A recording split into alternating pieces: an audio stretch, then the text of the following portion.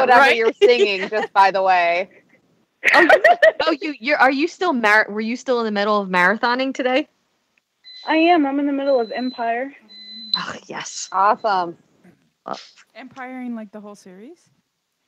Not Empire. Oh, yeah. Marathon. I'm so tired. I've got to get with it when we start. You need to get. We're streaming live, Barb, so people are watching you from around the globe right now. So hey, Neil, is she on yet? Get with it. I just popped on, and I don't see Neil yet. Oh, no sighting of Neil. All right. He gave me the most encouraging tweet this morning. It was really nice. That's great. We'll see, Barb, between Neil and me, we balance each other out. I need a lot of Neil to balance you out, Devin. That's my favorite color. It's I know. I my favorite color.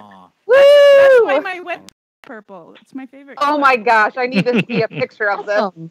I know. Walk up to the camera, hold it up. I'm kidding. I can wait. It's okay. We've got party going on tonight, Devin. I There's know. like 7 of us on. I know. It's going to be interesting. It's ladies' night on USW. Hey, Carl and Michael. Hey, yeah. Yeah. Well, yeah, that's true. All right. Sorry, guys. I mean, yeah. I'm not very manly, so it's And I'm less manly than Carl, so. Oh, my gosh. All right. Wow. All right. Well, with that in mind, let's count it down. Here we go. 3, 2, 1. Whoa, I'm getting some echo there. that was me. All right. I turned it down. Carl Hassler. All right, here we go. 3, 2, 1, record. There's been an awakening. Have you felt it? Light it up.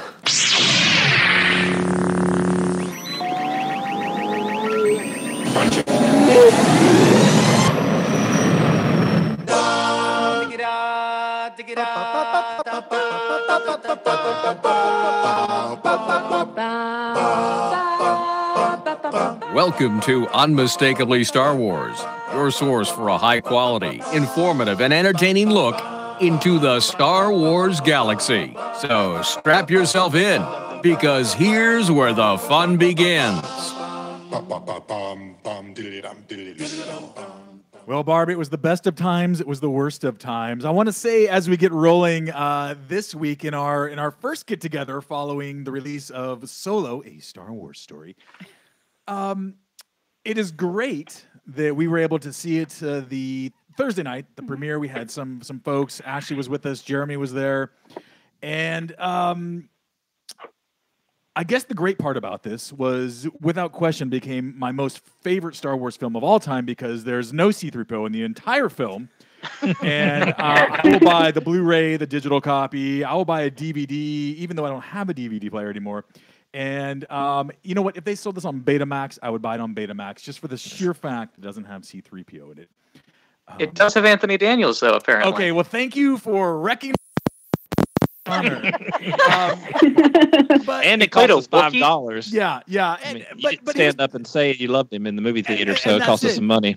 But that's true, right? We don't get the $5 a month bump in our patronage because we didn't actually have a C-3PO sighting. But after watching Solo a couple times, I think I'm actually okay with that. It's actually probably worth it. Oh, yeah. Yeah.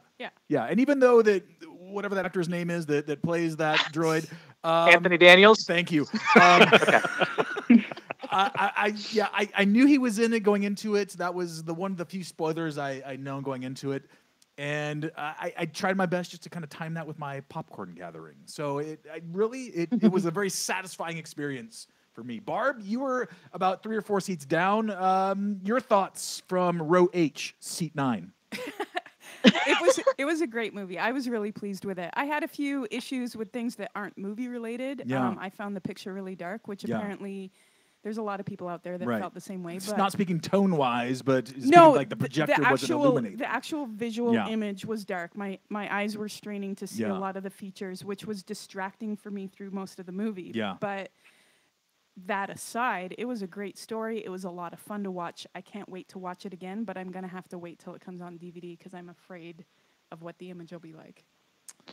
Yeah. I've there not is that. experienced that in a theater before, so it was really kind of off-putting for me. Yeah. Well, we'll come back to that because you're right. We weren't alone in that. Well, listen, my little tauntauns, and especially those of you that are joining us right now live on the Twitter and the YouTube, welcome to Unmistakably Star Wars. This is our 135th That's episode. incredible. It is incredible. It is incredible. We're coming up on the anniversary, as it were. My name is Devin Cleffer. I am your curator of content this evening as we look at Han Solo, A Star Wars Story. Why did they ever get rid of the I love the original way you kind of say that. tagline? It used to be, anthology films. Now it's a Star Wars story. Because the standalones are doing that. I know, but anthology is such a better name. You got to write Captain. It's too highfalutin. You can't expect people to. You can't expect people to have to deal with more than one syllable. Yeah, you know. we've eliminated a third of our audience by using names like that. We're no longer giving out like solo posters with Fandango ticket purchases. We're giving out thesauruses so people can understand what it is they're seeing. I love it.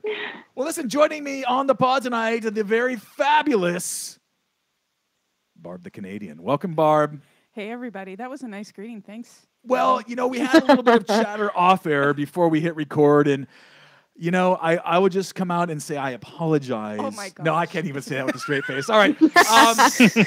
Also joining us tonight, representing the West Coast, the one and only one of the founders behind George Shot First. That is the very fabulous Michael O'Connor. Michael, welcome.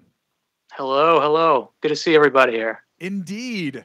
Also representing the proper chromosome. No, I'm just kidding. We're going to take that out in post-production. Otherwise, I will never hear the end of that. Also representing the USW team tonight, the very fabulous Mr. Carl Hassler. Welcome, Carl. Hey, thank you. And being from the South, you've kind of bashed country music a few times on the episodes lately. So I challenge you to listen to Keith Urban, For You from Act of Valor soundtrack. I think you'll like it. But anyway, yeah, have a good evening. So, Carl, here's my thing with that. Yes. Here's worst case scenario. If I was forced to go on a road trip with Anthony Daniels or his C-3PO, his alter ego personata, and listen to country music the entire way, that is in Dante Alighieri's writings, that would be somewhere between the 6th and 7th circle of hell for me. So that's the worst case scenario. Although I will say this though, if we had a patron out there that would consider funding that trip and maybe go from the West Coast to Chicago for Celebration, and I will live stream it, we could work something out. I might actually do it for that, Barb. You're road tripping it to Chicago for that. If there's a patron out there that wants to sponsor that, me, a conversion van, Anthony Daniels, country music. I'm down. Yeah. All right. Hey, also joining us on the pod, Megan Z. Cullinan. Welcome, Megan. Hello, and welcome to Megan, A Star Wars Story. Oh, nice, Yes. nice. Not to be outdone, and also from the land of Lincoln, the always fabulous Gina Sanders. Hola. Oh, wow. I like that. We're getting bilingual in our podcasting. This is great. We're opening up new doors and windows. And as always, holding up the other end of the country, the always fabulous Eve. Hello, everybody, and good morning, Neil. Neil's on, everyone. Neil, Hi, welcome. Neil. Sir. Hey, Neil. Hello. Well, listen, folks, this is obviously going to be chock filled with spoilers. So if you are part of the, I don't know, Barb, roughly 4 billion people who haven't seen Solo yet this last weekend, you may want to push pause and come back because we are going to take this time and get into kind of a macro view of things. And then over the next couple of weeks, we'll dig down into some of the finer nuances of the film. So let's just go ahead and jump in right now. As we said last week in our lead up to Solo, with so many folks on the party line, we may not get a chance to go to every single person for every single question on the conversation. I'll do my best to include you throughout, though. So let's just take it from the top. Michael, I want to begin with you tonight. It's been reported that the gross for this weekend's haul, 103 million domestically, 148 million globally. Just to kind of compare that with The Last Jedi, that was $230 million this opening weekend globally. If you remember, probably a month or so ago when tickets went on sale, we were getting projections of upwards of 170 million for opening weekend. Then it was later reduced between 130 to 150 million. And then here we are, we're falling well short of that. A lousy $103 million. Michael, is this film a dud? Well, it's financially, it's not doing so hot. That's for sure. I don't think the movie itself, we'll get into, whether it's a good movie or whether it's a, great movie or whether it's just an okay movie. But financially, I think it's going to have an uphill battle here, especially considering that, they pretty much shot this thing and then they said, oh, wait, we have to now shoot it all over again because we got a new director. So they essentially shot 2 films. Right. And so the budget on it is something like 250 million or 300 million, something like that. At least it's been estimated. So this one may not make its money back. And it's certainly got a lower opening weekend than Star Wars has ever had. Yeah. So you can't really parse words here. It's not good. It's just not good. Michael, how many times did you see this opening weekend? I only saw it once. Okay. So it's my fault. It's my fault for only seeing it once. Well, I want to bring it back to Barb because, Barb, about a month or so ago was rooting for Infinity War and went to like that, 11, 12 times? I have seen it 3 times. Okay, that's close enough. No, twice. Okay, twice. All right. Yeah. How many times have you seen Solo? Once. You've seen it the once, and you didn't want to go back because of the dark projection. Well, I probably wasn't going to see it a second time in theaters. Ooh, interesting. Okay. No, that has nothing to do with Solo. That's more just of a financial choice. I would love to go see every Star Wars movie 10 times in theaters, but we're just not there. But thanks for pointing out the Infinity War. I mean, you said that on air. I'm just looking at previous show notes, Barb. What's your point? No. My point. My point is, just to give you a bad time on air. Carl, how many times have you seen Solo in theaters? I've seen it once. It once. Has anybody else seen it more than one time? Yes. Eve. Yes. Okay. Just Eve. And Gina. No, Gina has. Okay. Yeah. I've seen it twice so far. I'll go back a couple more times this week, probably. I'm going tomorrow. Yeah. See, there you go. So, Gina, let me come your way. What I guess inspired you to go to a subsequent viewing? Okay, well, I always go to movies multiple times.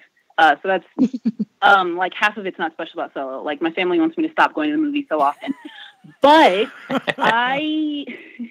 I went into this movie the first time knowing that I would like it because it's Star Wars, knowing that it would be okay since I'm not the biggest Han Solo fan.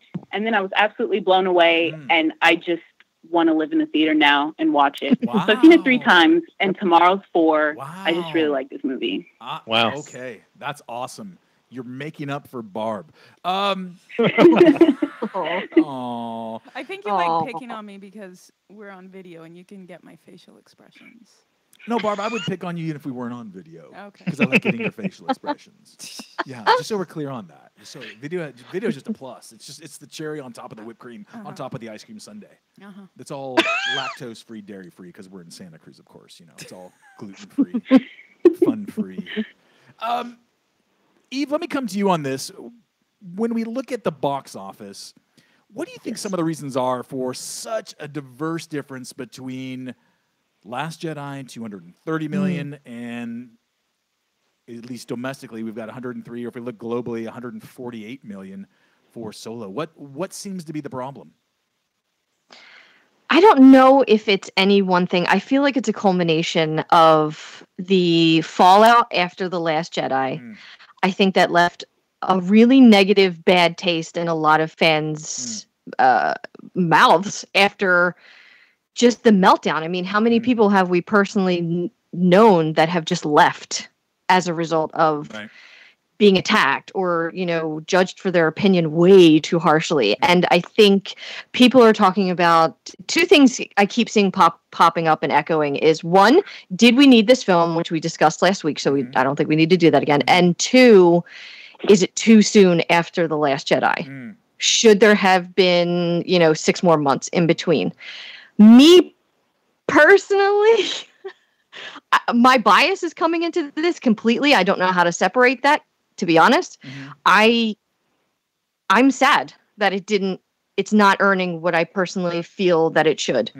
And I wish that I could point to one reason and just call that, this is why, as a scapegoat almost, but I really don't know. I don't know if it's one specific thing or, again, just the culmination of one too many problems. Well, I think that's an interesting thing. I think that it's way too complex to say it's this one thing. I will, however, say that on the Twitterverse over the 4-day weekend here in the United States, I guess it was a 3-day weekend. I had a 4-day weekend because Friday was graduation for our particular school.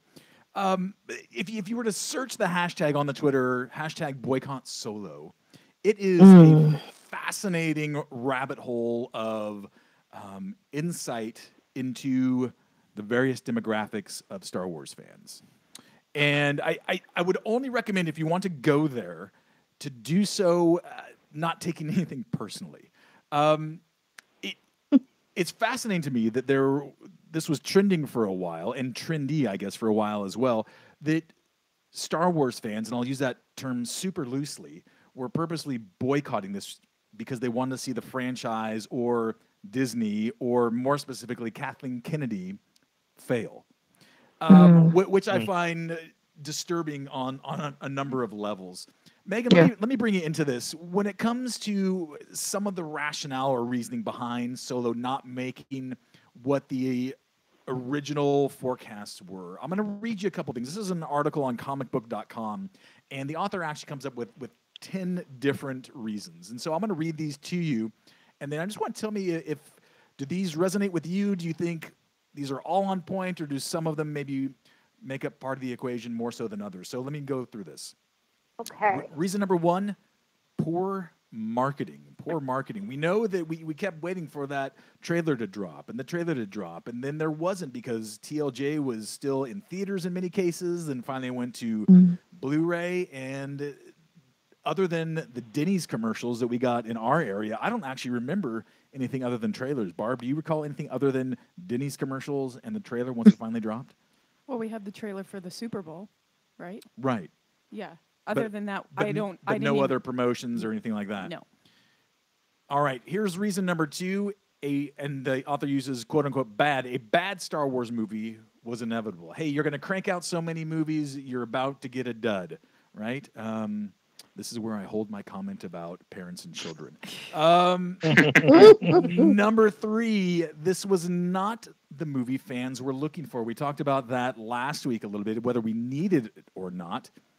Number 4, this author on comicbook.com says, the movie's just bad. It's just a bad movie. Forget it being a bad Star Wars movie. It's just a bad movie overall. Number 5, it's all The Last Jedi's fault for destroying Star Wars and wrecking childhoods. And he actually references the hashtag boycott Solo there, which, again, interestingly enough, people are actually purposely not going for that reason. Number 6 on his list, blame The Last Jedi again, but this time with a twist. He goes on to say that other fans are blaming The Last Jedi's Solo's woes for a completely different reason. Instead of trying to punish Disney for ruining Star Wars, some fans think that the people that want a more female-led Star Wars are just plain wrong, right? So we're boycotting it for what a lot of people are throwing on it as a label of SJW, social justice warriors. Darn that equality! Give me the good days when we could drag women back to the caves with their hair. All right. Number 7, it's not December, right? This is the first Disney tentpole Star Wars that came out in May. Number 8, I love this. Blame, as he puts it, Lucifer. One of the more unusual theories that we've spotted places the blame for Solo's box office struggles on television, not the biblical Lucifer. Barb, you looked really worried there for a moment. No. Number 9, Star Wars fatigue. Star Wars fatigue. Too much Star Wars. Make it stop. And number 10, that's not really underperforming. They brought in $103 million so far. It's chugging along. 148 globally. It's chugging along. There's a lot of movies that would love to get that. Obviously, as Michael brought up earlier, they are well over that with their budget because of the reshoots. But hey, 148 mil in 4 days, like, that's not too bad. If I made 148 million in 4 days, Barb, I'd take an extra day off per week, at least. So, Megan, there's the list. Just a couple things there. go. You know, not a lot to think about. And go. I want you to break it down chronologically. All right, let's break it down. I think that as much as I love having Star Wars movies in May, I think because they couldn't really promote Solo before The Last Jedi, and then they wanted people to still go see The Last Jedi, you know, into the new year. It left a very small amount of time to promote the movie, and we're all just kind of sitting here like, okay, what's going on with this movie? Is it happening? Like, what's happening? So I think that definitely was a part of it. I think possibly had they pushed it to December, the marketing of it might have been a little bit would have been spread out because they would have had all that time. Yeah. I do worry about Star Wars fatigue. Like, we've gotten so much, and I'm like so appreciative of that. Like, I'll go watch a movie. I'll read a book. Like, I don't care how much we get because I love it so much. I'm just happy we have it. But I can understand where a lot of people are like, oh, okay, here's another movie. You know, here's another book.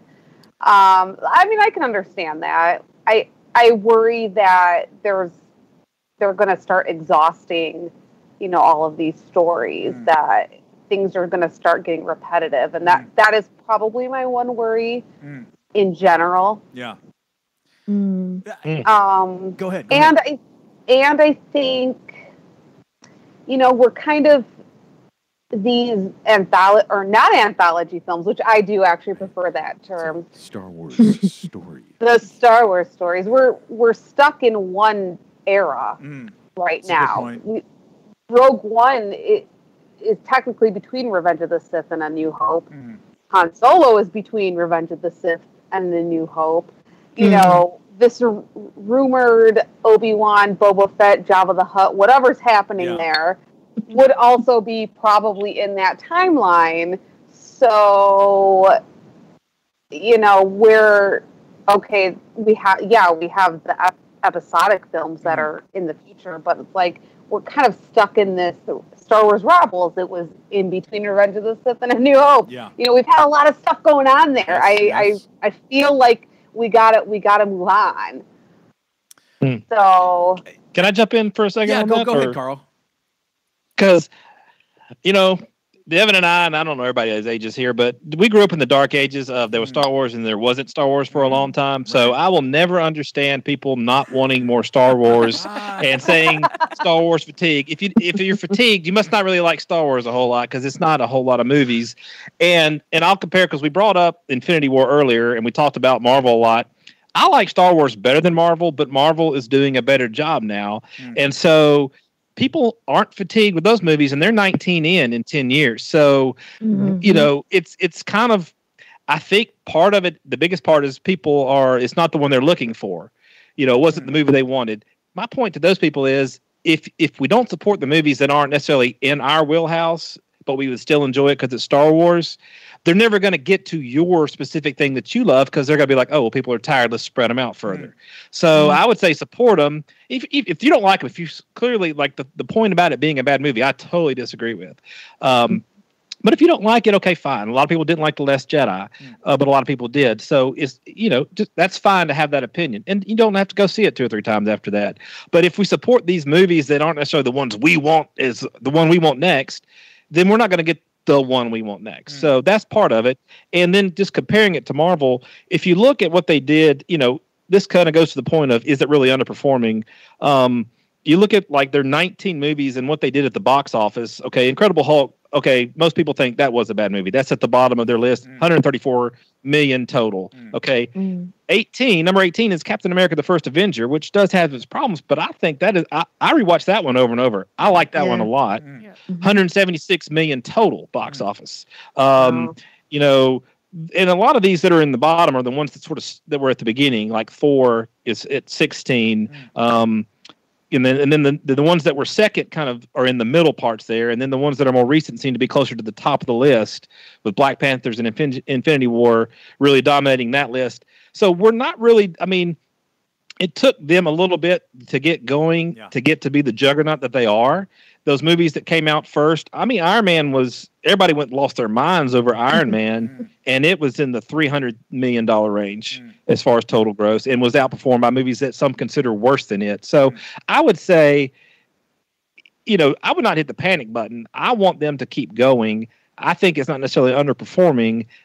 I want them to follow the Marvel track. I would like to see as many movies as possible, also connect them together into a way that they become events. People are looking forward to the next one. And then we build up to some huge event that when that movie happens, it's a $1 billion movie again. So I would just say those are my points on what's going on with the Solo. Hey, well said, Carl. Let me just follow up with this. Because you are the USW resident Marvel aficionado, do you feel that any part of this equation has to do with what I'll loosely coin as Star Wars whiplash? In other words, in the timeline, we've gone back and forth a lot. And so for the casual moviegoer, do you think it's too much to keep up with, wait, I thought Han Solo died like 2 movies ago? The casual moviegoer, possibly. I don't think it's that complicated.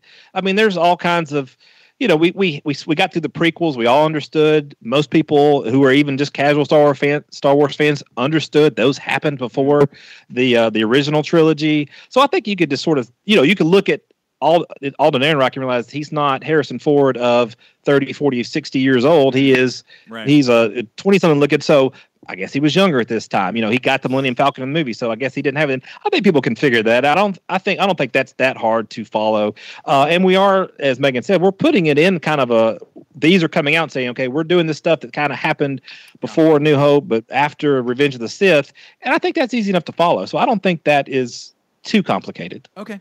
Michael, I want you to jump in here. And of course, I want to hear what you think some of this equation, this recipe for disaster it turns out to be. But I also want to know, when it comes to this boycott Solo, I don't want to call it a movement. I hate to even dignify it, to be quite honest with you. But do you think that it actually did any damage overall? No, I don't think it did. Not really. I mean, I don't think these, I think there's going to be fans that are not going to want to see the movie, and they're going to go and they're going to make a lot of noise. Yeah. That's never really worked in the past. Yeah. People have been angry about Star Wars movies since, the special editions. And now they have a louder, platform that they can use in terms of Twitter and social media than they did then. But I don't think so. The thing about Star Wars, it's always been a big mainstream thing. It hasn't just been for us, the fans. It's also been for a larger audience. I think, just going back to what Carl was saying, though, I think to put this in a little bit of context, a lot of the movies that you're referring to, as far as, the early Marvel movies that only made a couple $100 million or whatever, those were 10 years ago. And obviously inflation has happened. And the Star Wars movies, it's not like these are the first Star Wars movies. Those were the very first Marvel movies. We were coming out of a bunch of superhero movies that were all like, X-Men 3 and Batman and Robin and so I mean, it took a while to build that audience. I think Star Wars has an audience. I mean, Star Wars is going on over 40 years now. So while I don't think anybody needs to push the panic button and say, okay, Star Wars is completely dead because we had one movie that underperformed, I do think we need to recognize that there's a little bit of a problem here. And whatever the reason happens to be, I do happen to think that marketing is a big issue. I don't think they needed to wait until after Last Jedi was out of theaters to start promoting it. Black Panther was in theaters when Infinity War had its trailer. Yeah. And I do think, speaking to the idea about, mainstream audiences, having to ping pong back and forth between the sequel trilogy and the Star Wars stories. My wife is a fan of Star Wars. She likes Star Wars, but she's not completely in the know about everything. I do know that for her, she was very confused, as when this movie took place. And, didn't we just see this movie where, Luke Skywalker died, and like, why are we going back and forth like this? And then even before that, with Rogue One, she was getting things mixed up with The Force Awakens. So I do think there's a little bit of a problem there where the movies are not really, the Marvel movies are all moving forward, and they're all kind of like, okay, this is the next thing that happens. Right. So you feel like you need to see that movie so you know what the next one that you're excited about, you're not missing anything. With these, they feel like, well, you're kind of bouncing back and forth. And I think that could cause a problem. And I also think the marketing just in general, the very first trailer, my wife was like, I didn't even realize that was a Star Wars movie until I saw Chewbacca. Wow. In it, because the music was different and the visuals were kind of a little bit, different, and it didn't feel to her like a Star Wars movie. So, I think there's a lot of possibilities as to why it didn't make what it needed to make. But I think marketing is certainly a big one. And I think also Disney needs to figure out a way to build onto the last thing that they did and really kind of, use that to propel the next one. And I don't think they've really been doing that between the sequel trilogy and the Star Wars stories. Michael, do you think, just to follow up really quickly, if things would have gone smoothly with filming, and either things would have worked out with Lord Miller or Ron Howard from the get-go, do you think that people would be labeling this a flop or a dumpster fire or any of those other negative terms? If the original shooting budget was right around that $150 million mark versus the $250 to $300 that they actually spent because of 70 to 80% of reshoots, do you think that there would have been all the negativity around that? I think it's tough. I think there would be less, certainly. But I think that, Star Wars is the biggest. I mean, Star Wars has always been the biggest game in town. Everybody is looking for a way to, take it down a notch or two. And you have this history of the Star Wars movies always being event films. They're the films that come out, and they came out during the summer. They came out in May. I mean, this is when Star Wars movies used to come out. Right. So to say that, well, maybe Star Wars movies just don't belong in May, I mean, the landscape is different now. There's obviously a lot more summer movies than there used to be. Star Wars used to kind of kick off the summer.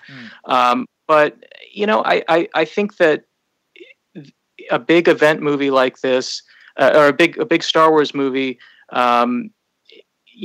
it needs, if it doesn't make that kind of money, people are going to be looking at it and being like, well, why is it making that kind of money? I think we're all going to have to reassess our understanding of what these movies can be. Not all of them need to be big budget blockbuster event movies. Some of them can be something like Solo, which is a smaller film. And I think that benefits the whole, I think if there's more variety in these films, and I think that's more fun. I kind of want Kenobi to be a smaller movie, but with a smaller budget. But now I'm kind of worried, like, I hope Kenobi gets made, who knows? Yeah.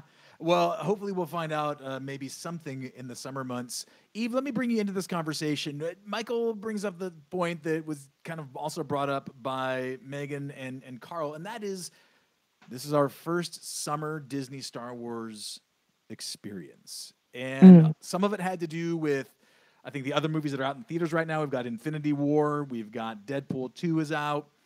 The young kids seem to think that those are both hip and cool. And Disney chose to really focus on Mary Poppins Returns for their Christmas release, going for the full family affair. Eve, do you think that played a part in stuff? And if so, how much? I don't know if Mary Poppins played any significant part in Solo. I'm just saying, as far as Disney choosing to focus, because it's a Disney-produced movie, Mary Poppins Returns, if they're saying, no, this is where we're putting our chips in. I still don't think so, no. I feel like they wanted to do the May release date because of the original films.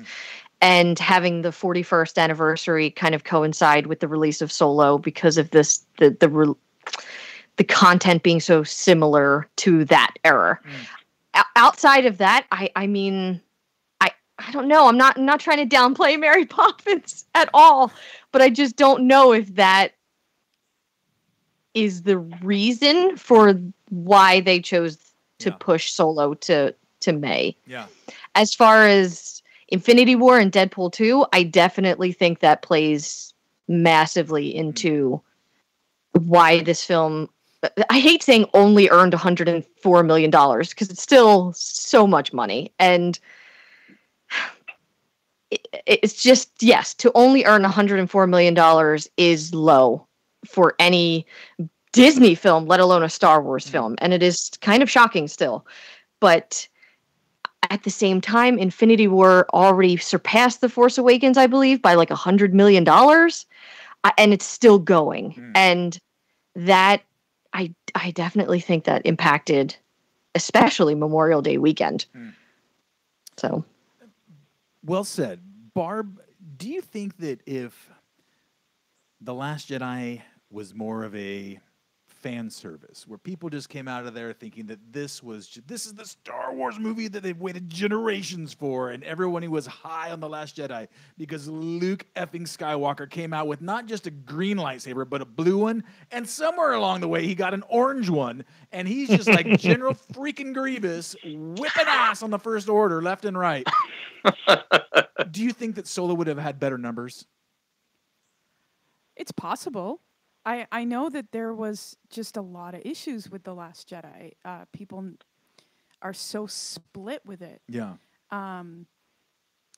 But I mean, it's you're trying to kind of pin it on one issue or another, and it can be a combination of so many of them. Sure. And 5 months after The Last Jedi came out just seems really quick. And I'm not trying to hit on the fact that it came out in May, like the original Star Wars movies were being released. Yeah. I'm more hitting on the fact that it's only 5 months after The Last Jedi, and we're still trying to figure that movie out. Yeah. I kind of liked how it was going with a movie every Christmas. Yeah. And do you prefer the December release over the summer release? Like if you had your choice, which would you choose? I don't know. I love Christmas. Yeah. I love the whole season. And adding Star Wars to that season just made it even better. I didn't mind having the Star Wars movies at the beginning of the summer and becoming one of the blockbuster movies. But what was really neat for me was November, December tended to be the time when award-winning movies were being released. You would, all those movies that want to get in for the Oscars that come in the new year, they want to get in. And so November, December tends to be a time when really good movies are coming out, and to lump Star Wars into that was really cool for me. I enjoyed the summer experience of seeing Star Wars when we saw the special editions and then the prequels. Yeah. But Disney decided to start doing it at Christmas, and they did that up until Solo, and I just don't understand the inconsistency there for myself. Yeah. It was very surreal because Jeremy and I, it was actually wrapping up final exams with the students. And it was very surreal. I mean, it was probably 3 o'clock in the afternoon. We're just like, oh, yeah, we're going to Solo in a couple hours. Whereas the 3 previous Disney Star Wars installments, we were just like, we were still wrapping up finals, but it was just the first semester finals. And it was just like, this is it. It's a party. Let's do this. Yeah. And maybe it was just the end of the year teacher fatigue. I don't know, let alone Star Wars fatigue. But it definitely had a different feel for, I know, Jeremy and myself. Gina, jump back in here. If you had your say, December release, May release? December, because the first Star Wars movie I saw was The Force Awakens, and I automatically associate Star Wars with Christmas. Yeah, there you go. I like that. Megan, how about you? Actually, I do like the May release, but if they're all in May. Now that, they've moved to December, I'm okay with December. Probably should have been December this year, but hey, that's what happened. It's true. It already happened. We can't change it. It's true. It's true. And we'll actually be, if things are on schedule, we'll be going back to December 20th, 2019 for episode 9. So we'll see. That year and a half gap might just be what episode 9 needs to pull off the numbers they want. It may very well, and I'm fairly positive that we'll get some other stuff in between now and then. I know we're getting Resistance in the fall, animation-wise. Who knows when this Disney streaming service and live action series actually hits our small screens, but hopefully that's somewhere in that gap before we get episode 9. Let's pivot a little bit. I want to just talk very macro view, and I just want to know, let's go around the horn, and this doesn't have to be a soliloquy unless you want it to be. I just want to know, for you, watching Solo, what worked? What made you say, oh, I like that. That worked for me. And then, of course, I want to come around after that, and I'm going to say, what didn't work for you? So, Michael, let me begin with you. What worked for you when it came to Solo, a Star Wars story? I liked the criminal underworld look at Star Wars. I liked the smaller scope of it. I liked the humor, felt a little bit more like traditional Star Wars. There was less of the kind of the dad jokes, or at least a different kind of dad joke. Right, I don't know, like old school Star Wars dad jokes as opposed to new school. It felt like a throwback, and I liked that element. It felt like something you might discover on a videotape from the 80s that you was like, oh, what's this? Wow. There's actually a lot of it that worked for me.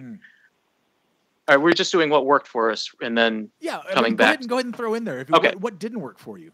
What didn't work for me? I thought there were some missed opportunities as far as some of these big moments that we've been kind of waiting for.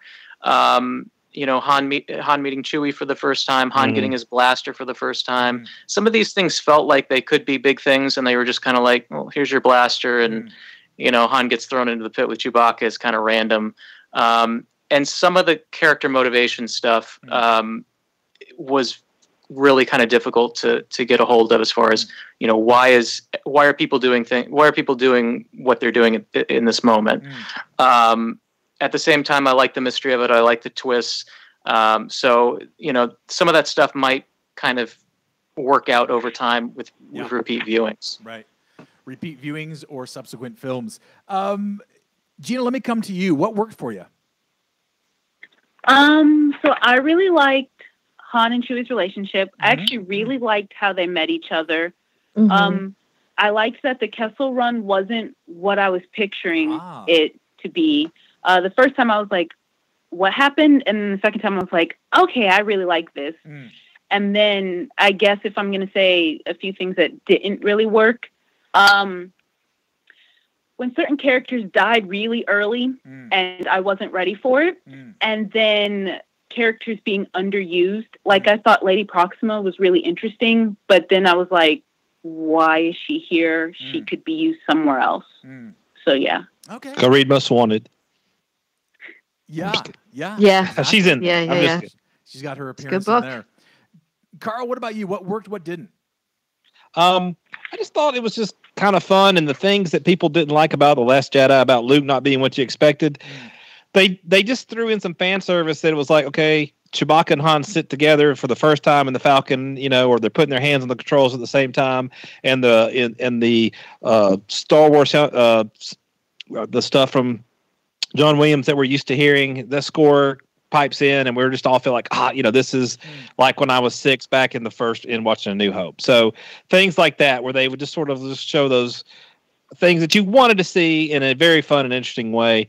I'll agree with Michael about what didn't work. I'm still confused on the life debt. I think I understand, but they really didn't flesh that out as far as, okay, was it because he saved him from the pit, or was it because he saved him from smacking his face on the side of the mountain, or, what? But so they did miss some opportunities about explaining some things more clearly that we've all heard about, and we've gone past evidently how it happened, but we still aren't totally clear.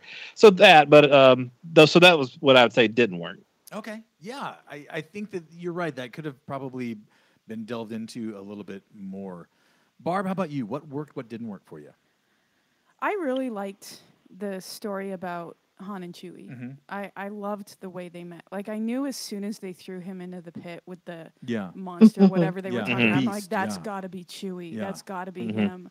And it was funny. I loved the humor in that scene. And, at the end when they're showering together, that was hilarious to me. It was funny. And, yes, this is not a spoiler-free episode. So, There was a few nostalgia moments. The beginning was slow to me. The whole part on Corellia, it took a bit to get into. But once it got into it, we were in the 3 years later, and he's joined Beckett and everything. That's where it really picked up for me. Yeah. I loved the nostalgia they threw in with the gold dice and how that came in. Yeah. Thinking about what didn't work, there was the whole heist that they were involved in, and these other pirates coming in. There was just some confusion, and then the pirates turn out to be good rebels. Like that. Right. I think what? I think I need to see it again. Okay. You know, just to get that understanding of everything that was going on. Oh, one more thing.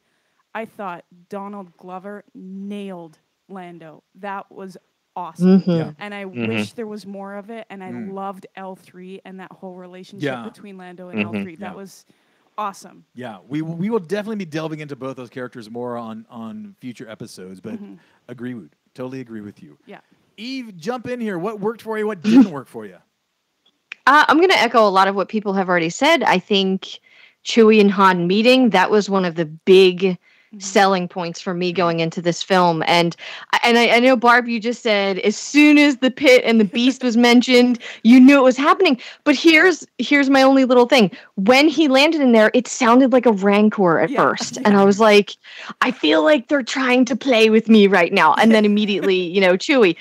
So that was just, I actually got choked up at that point because I was like, this is where they meet and for the rest of their lives, best friends. And that was very impacting on me personally. And next to that was Han and Lando, them going back and forth and the banter and just, Lando smiling through them gorgeous teeth and I hate you and things like that. Like just them moments were so golden for me. And having read Last Shot with their banter going through that book and also Lando's relationship with L3 and then L3 essentially becoming immortal with the Falcon, it was perfect. It was so good.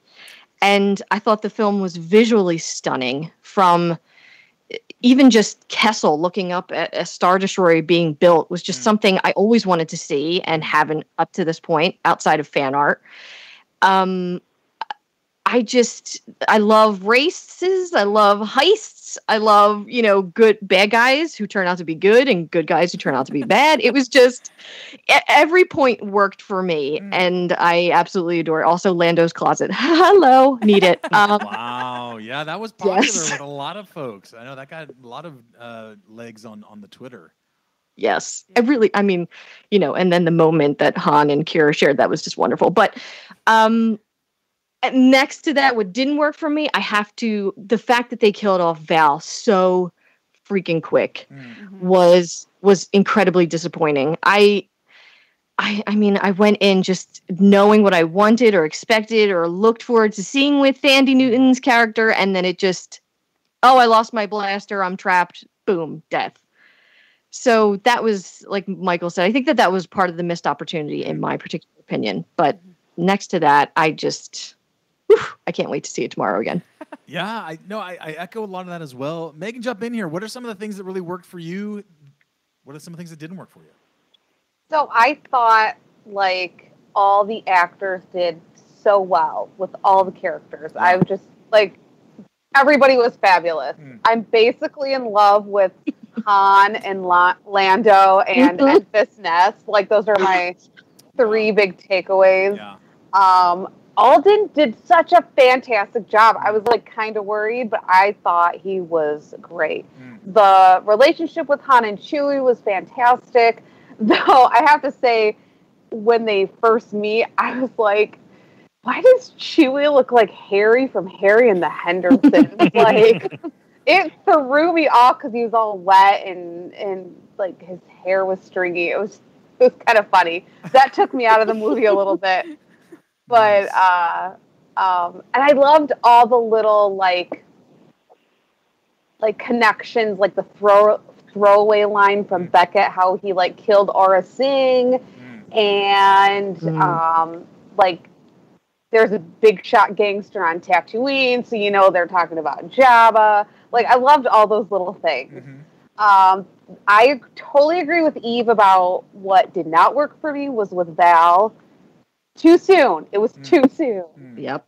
There was a couple moments where I felt that took me out of the movie like there were a couple acting moments that I felt that were just a teeny bit off, but I'm going to go again on Sunday. I'm going to so watch for that. And maybe it was just me being like, what's going on? I'm confused. I don't know what's happening. I mean, overall, I actually really loved the movie. So I'm very happy with it.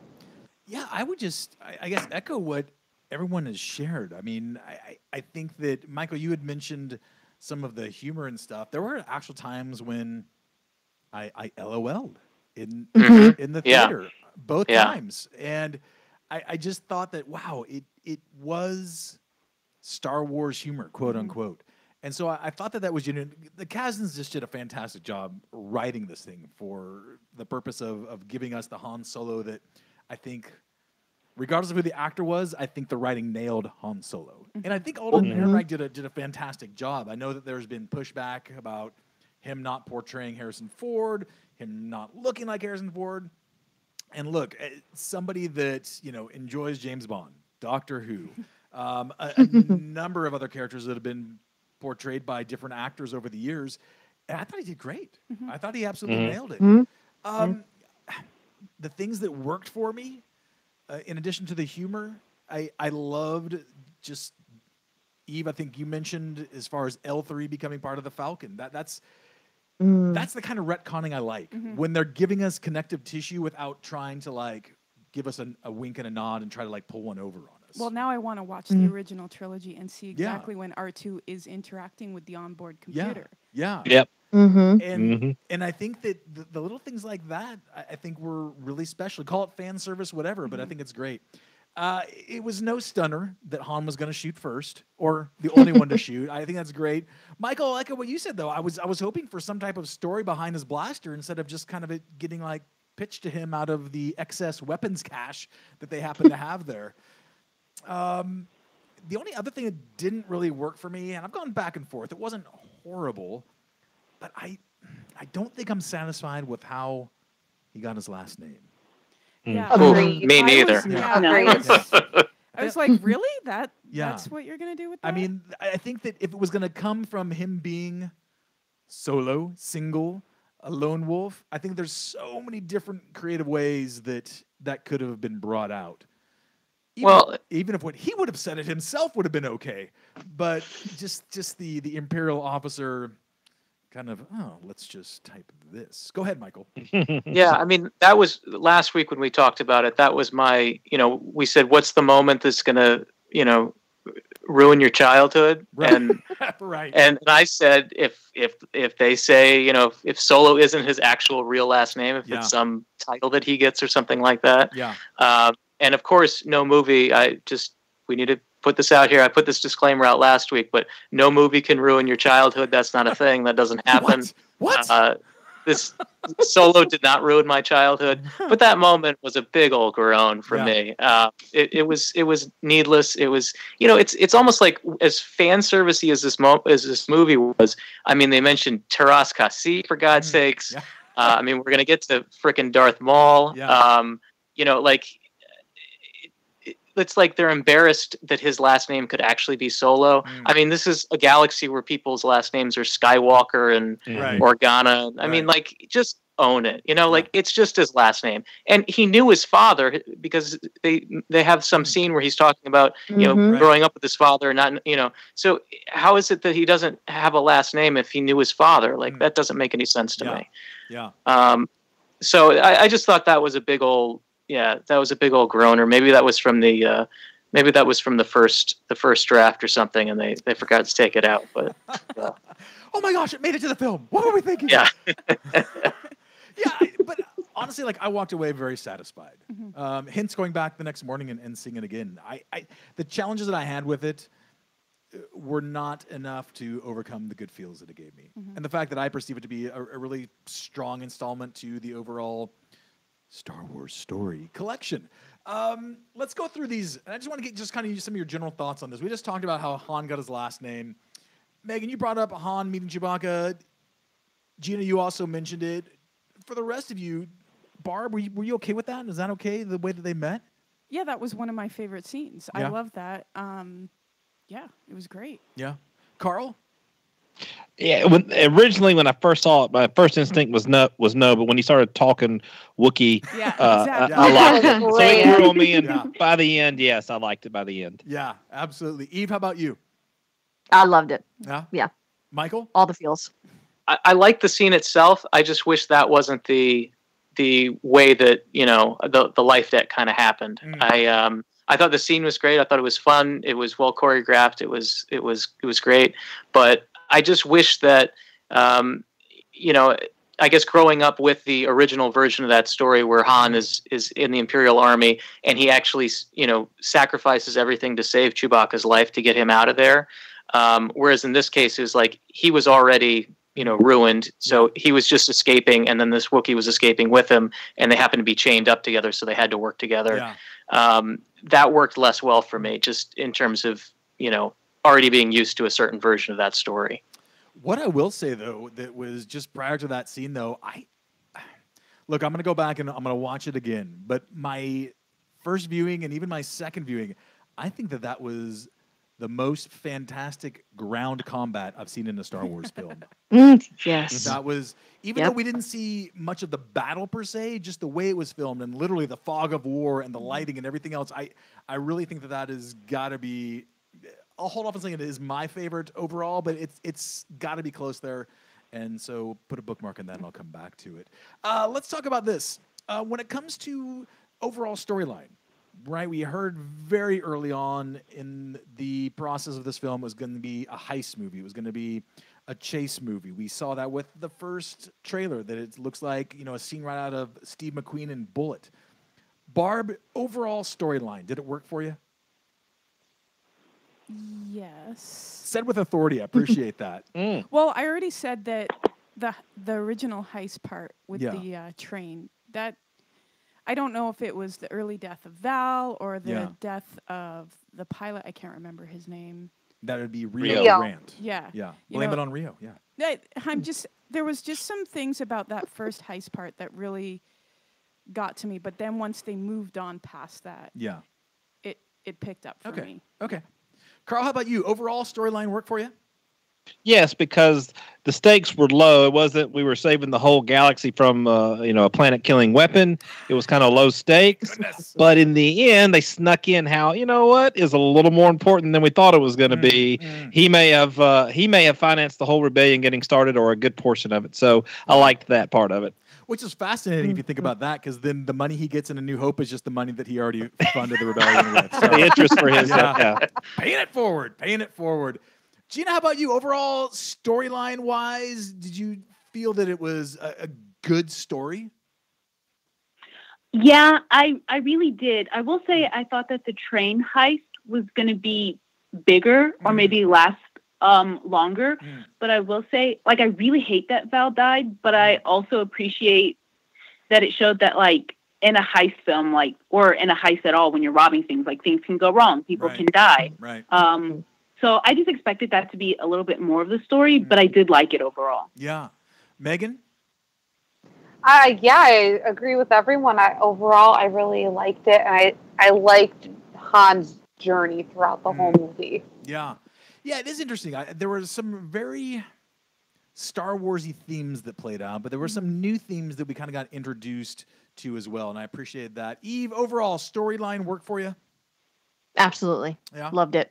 We already touched a little bit on Alden Ehrenreich's portrayal of Han. Did anyone find it problematic? Did you trying too hard to focus on the film because it's not Harrison Ford? Barb, have any problems? Well, one thing that I noticed a lot, and I kept trying to think about this during the movie, was he smiles a lot more than the Han that I know. But then I started thinking, okay, wait, he's a lot more of an idealist at 21 than he is at 36. 36, he's been a smuggler. He's been backstabbed way more times. He's seen a lot more. So it's showing just a different side, but still convincing me that it is Han and where he comes from. And I liked that side of him. Yeah. It gave the Han we know more depth.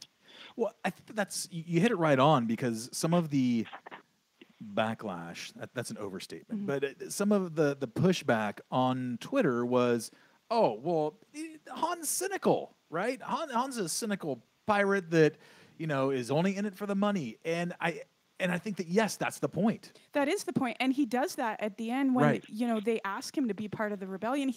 His portrayal and how he answers that is Han to a T. Yeah. He's like, he kind of smiles. He's like, no, thanks. Yeah. That's not me. Right. And he walks away. Right. And I'm like, that isn't Han. Yeah, I think that's a good call, Barb, as far as the overall arc of that character. Walking into it, most of us had heard that Donald Glover just nails it. Nails Lando. And listen, he did a fantastic job. If anyone captured the essence of Billy D. Williams, Donald Glover did that. I will say, though, I thought that he was going to steal the movie from all of the buzz that I'd heard. And for me, spot on, great job. I'll give him 5 out of 5, 4 out of 4, 10 out of 10, whatever scale we're using. But he didn't steal the show. No. He was perfectly part of that ensemble. So, Megan, let me begin with you this time. Who stole the show for you? What was kind of like the surprise character or acting moment for you? Well, like, I went into it, like you said, thinking Lando was going to steal it. And again, he did a fantastic job. Yeah. But really, it was Han Solo all the way for me. Like, Alden Ehrenreich, like, he's my, like, celeb crush right now. Oh, yeah. But, like, right underneath Han is Enfys Nest. Like, surprising, like, this cool, like, badass warrior, rebel warrior. Like, that was a very cool moment. Right. Yeah, I think a lot of people would agree with you, unless they're middle-aged white men. Speaking of middle-aged white men, Carl, yes, jump in here. What was the surprise character, or who was the surprise character for you? Well, I would not say necessarily for me, but for people who maybe didn't read the Last Shot book, I thought L3 was kind of stole the show for the part she was in. Again, like Val, I think she died too soon. I kind of had a feeling that might happen because there was a portion of the book that took place, kind of after or before The Last Jedi and The Force Awakens, and she wasn't in there when she should have been. So I was a little worried for her but she's part of the Falcon, so that's cool. But, I think everybody loved how she got all excited. She was grumpy at first, then found her calling and led a rebellion and was just loving every minute of setting everybody free. Yeah. I think that really got a lot of people's attention. That was a cool moment. I mean, they've just really up the ante, right? With K2SO and now L3. I love the direction. And look, we've got AP5 in Rebels. We've got Chopper in Rebels. There's some sassy droids out there. They're trying to redeem C-3PO for you, Devin. Well, it's working. It's working. It's taken them 4 droids to do it, but it's working. And frankly, Barbara, it wouldn't take a lot for me to overcome that. Michael, what about you? What was kind of a surprise performance or surprise character for you? Well, I'd probably say Enfys Nest, actually. Okay. I was really taken with, like, that first scene on the train. Just a great action sequence with that character. You got to see her do a lot of cool stuff. Yeah. And then when she takes off the helmet, I had no idea who was going to be underneath that helmet.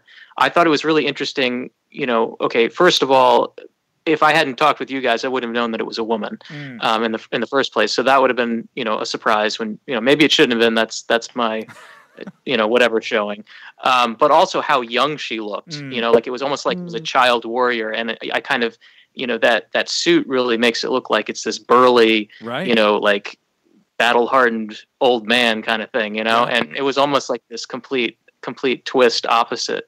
And that kind of story, about how, she was, essentially trying to help out this village and help out the rebellion and everything, I thought was really cool. So Enfys Nest was a big one for me. And I went into the movie already feeling pretty confident. I think more confident than a lot of people about Alden, because I'd seen him in some other things, and I thought he was a really good actor and he's got great comic timing. But I thought he did a great job. He definitely played a very different kind of Han Solo. And I do think that when people go into this, if they are unhappy with it, he's playing a different kind of Han Solo. He's not playing the Harrison Ford Han Solo, because that character hasn't gotten there yet. Yes, exactly. It's the same way. Exactly. It's the same way that with with Hayden Christensen or with Jake Lloyd with Anakin, they were playing Anakin at a certain stage in his life. They weren't playing Darth Vader yet. And so I think it's unfair necessarily to go into the theater expecting this guy to be Harrison Ford Han Solo. At the same time, people who want to go see a Han Solo movie, just like people want to see a young Darth Vader movie, they're expecting certain things. They're expecting what they grew up with. They're expecting the character to be, exactly like that. Right. And I think that's the great thing about Star Wars is that the characters can evolve and they can grow and they can, be at different points in their life. I don't think the movie ended in a way that made me feel like he was Harrison Ford Han Solo yet, but maybe it certainly seemed to set up a second one where they could do that. Yeah.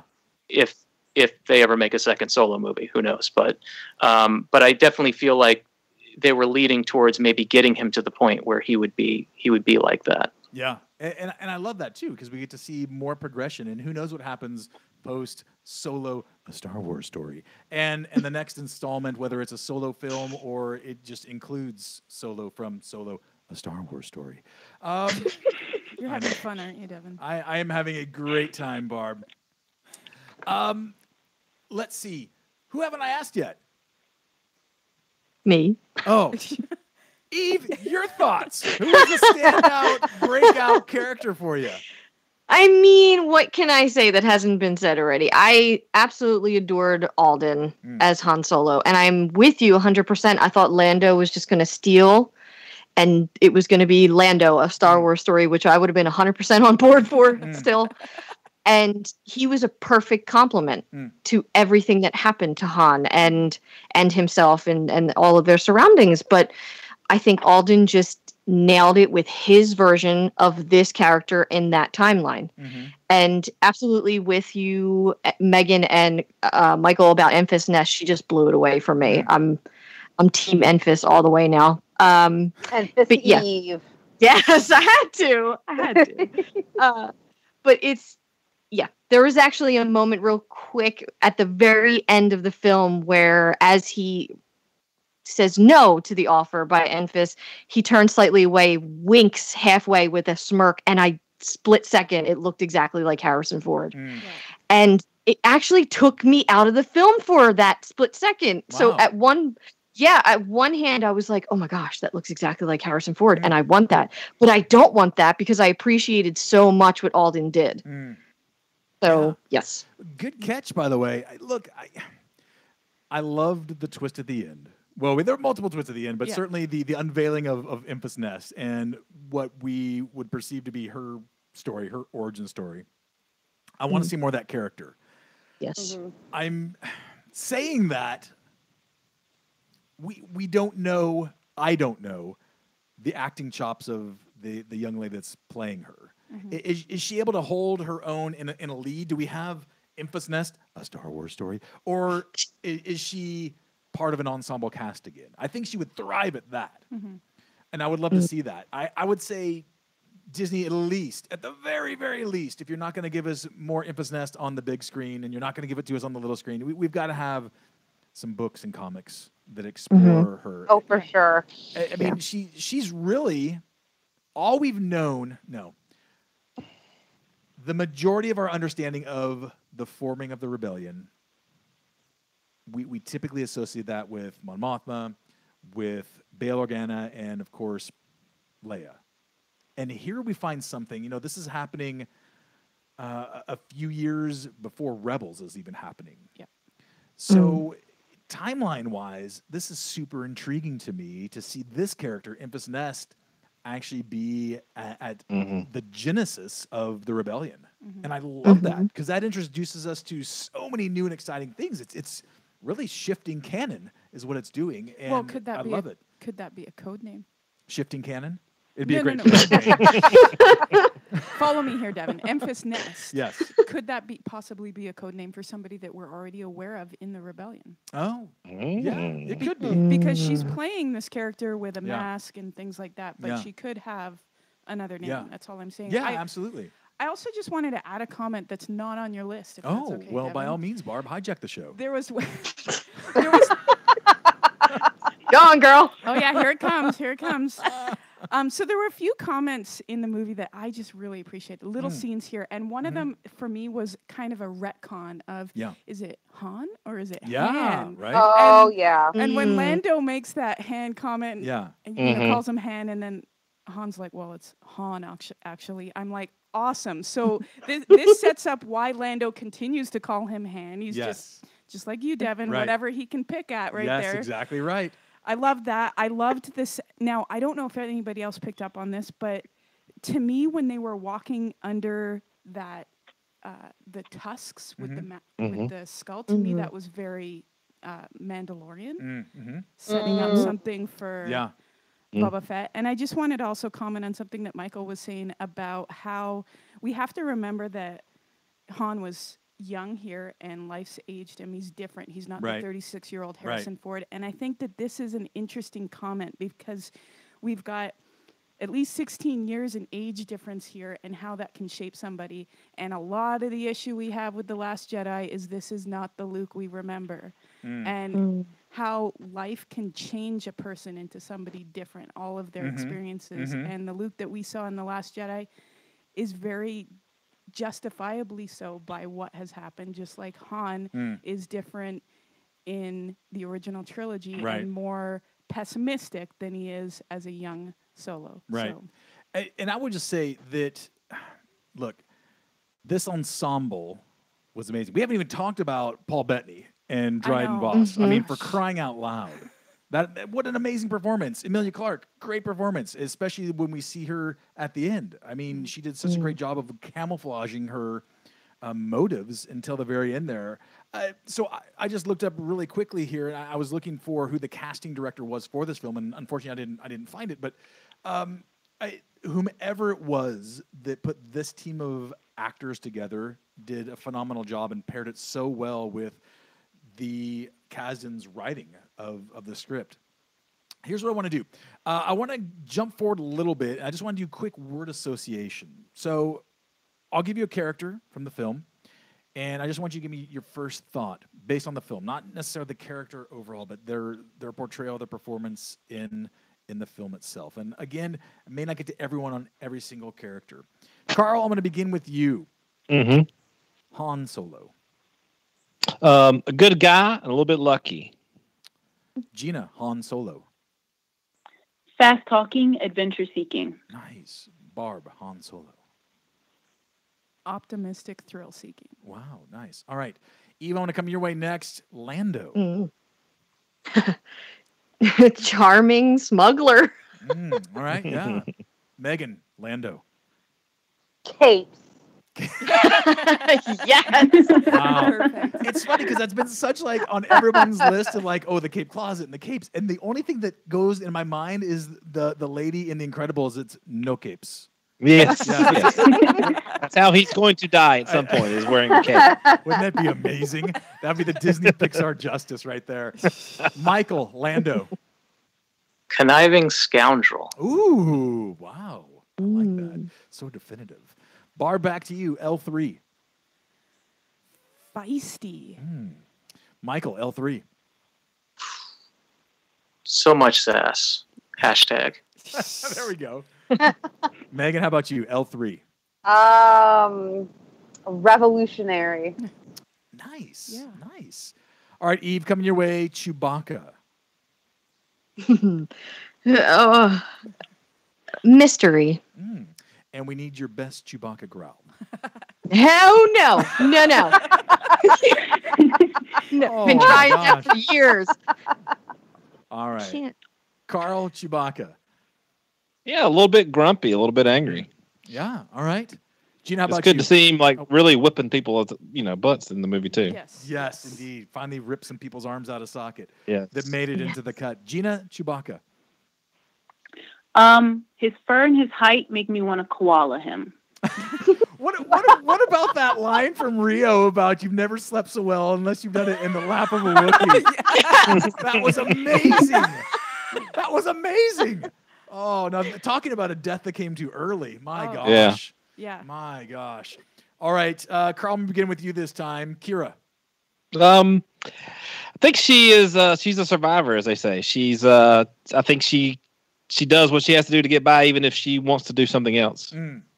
Eve. Double-edged sword. Ooh, ouch. I thought of Bryan Adams. Cuts like a knife, but it feels so right. Barb. He's Canadian. He is Canadian. That's why I called on you. Kira. Master manipulator. Ooh, wow. Nice. I like that. All right. Gina, I'm going to come with you. You already brought her up once, and I agree with your assessment, but Val. Straight up badass. Yeah, absolutely. Michael? He stole mine. Yeah, she was there briefly, but she got some good hits in. Yeah. I thought she was, I would have liked to see more of her, but she was great while she was there. Yeah, agreed. Megan. I know, Gina stole mine too.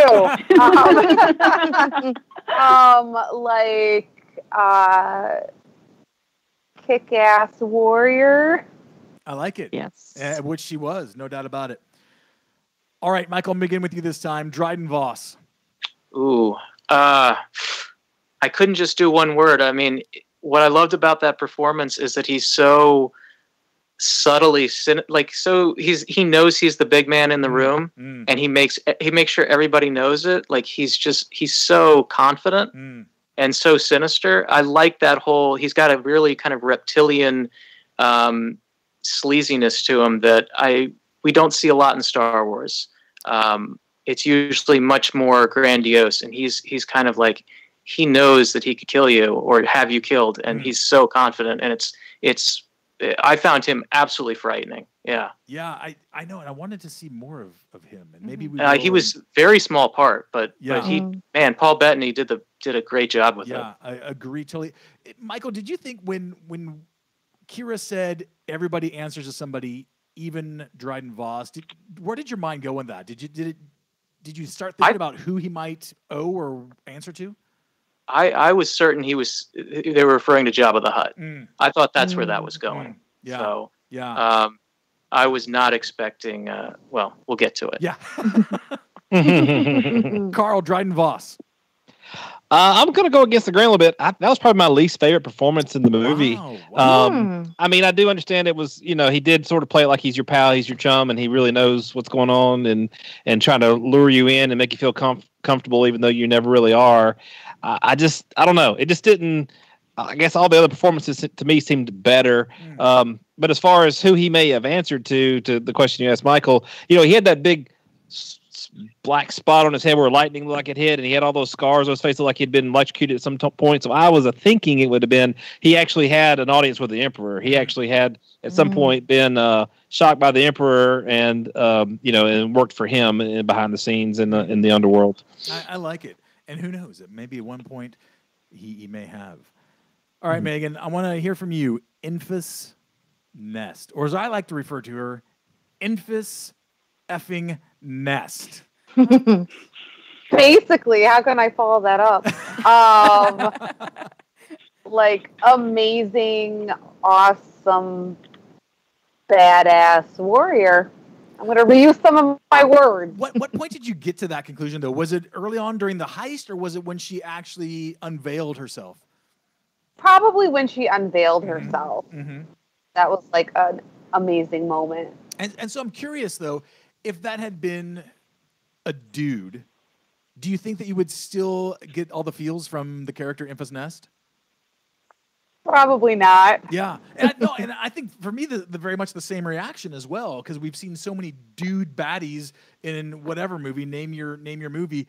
But I was excited to not only get this twist that's the start of the rebellion, but that Enfys Nest is a she. I see your Phasma crush moving towards Enfys I've already searched on Amazon for Enfys Nest stuff, and so far they've got one with her swoop bike, but I don't want to buy that because that's like $50. And when her Black Series figure comes out, I'll get that. They've got the bobblehead, the pop, but those would just creep me out, so I won't get that. But what a great cosplay costume that would be. Yes. For those of us going to Celebration. Barb? Yes, I'm going. Is that your question? As Enfys Nest? This is great. We heard it here first. No. Enfys Nest, she was awesome. And I don't think that it would have, it was the unveiling of who she was. Yeah. That solidified it, and then furthermore, her part of the rebellion and realizing, because at first during the original heist on the train, like, who is this person trying to steal their train? Get out of here. Yeah. I didn't like her. Right. I didn't even know she was a she. Right. And so I love that character development in just that short amount of time. Yeah. It was a great twist. I think that the twist had so much to do with it as well. Yeah. All right, so let's talk about the big reveal, right? The even bigger twist. Yeah. And that is, all of a sudden, we've got this character, Maul, who Star Wars movie-going audiences are losing their minds because they don't know what's happening at this point. They didn't realize that he was alive. Well, and they're calling him Darth Maul. And yes, the right. people who need their fan cards revoked. Because they don't have the Clone Wars to explain what's going on. And so, Barb, let me just continue on with you then. When Maul appears, was that good? Is that bad? Is that too much fan service? Is that leading to perhaps some new exciting things that we're going to see? There was a lot going on for me in that scene. I was like, because at first I'm like, who is she talking to? Because you only see the hooded figure at first. And I'm going through that, who is that? And then you see that it's Maul. Mm-hmm. My husband next to me, he's like, that's Darth Maul. I'm like, no, just Maul. Set him straight. Set him straight. But then I start thinking, I'm like, wait a second, how can they put this at the end of a standalone movie? What the heck are they doing to us? Mm-hmm. And so that's when I started texting Eve, at the end of the movie, trying to be like, wait a second, what's going on? How can they do that at the end of the movie? Is there another movie coming? Or are they going to just continue this kind of gangster underworld where it's the Crimson Dawn. Crimson Dawn that he's the head of. Is this going to come up in other standalone movies in the same time period that they're talking about? Is Boba Fett movie going to have something with that? Is an Obi-Wan movie? So that's kind of where I was going with it. And again, I need to see the movie again and figure out, because I can't remember the dialogue between Qi'ra and Maul once they unveiled Maul. I was just so stunned. Yeah.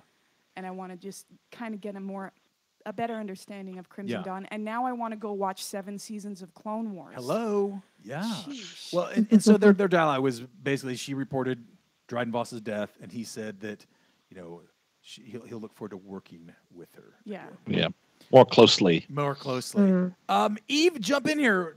Maul revealed. What was your reaction, and is this good? Yes. I've never been a huge Maul fan ever. And the only thing that I've liked him in up to this point was Rebels. And even that I haven't finished yet. So I know I'm terrible. I'm sorry, Barb.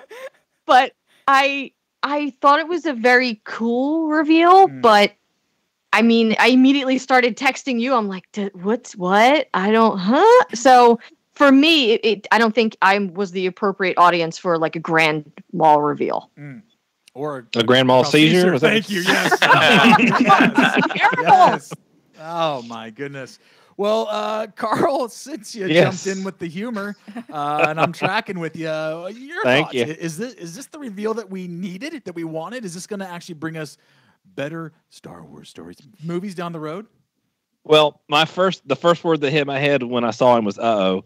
People aren't going to like this.